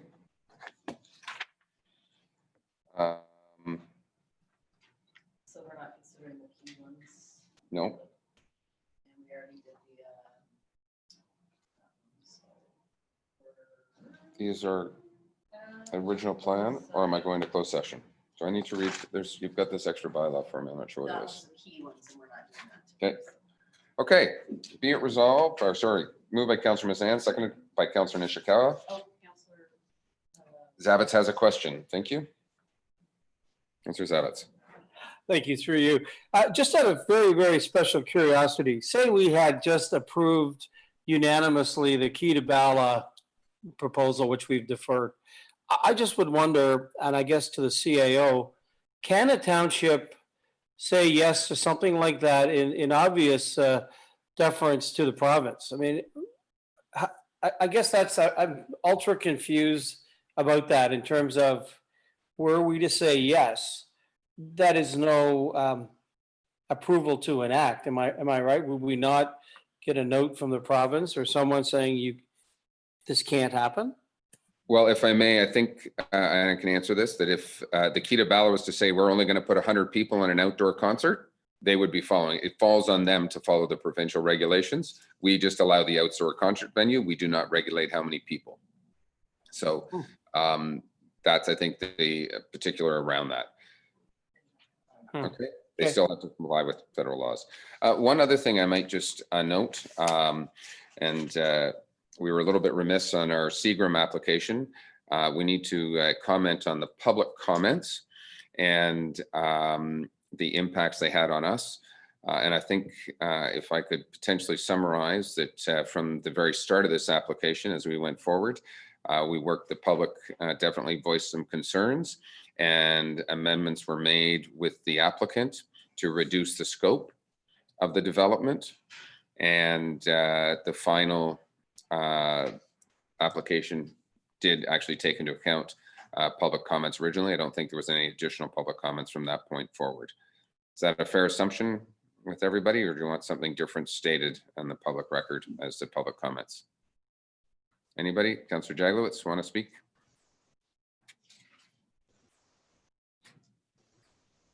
Yes, that's fair. That's your comment. My comment is that this came back in a surprise basis. I think the public is still largely opposed to it. That's why I voted against it, but everybody has the right to vote the way they choose.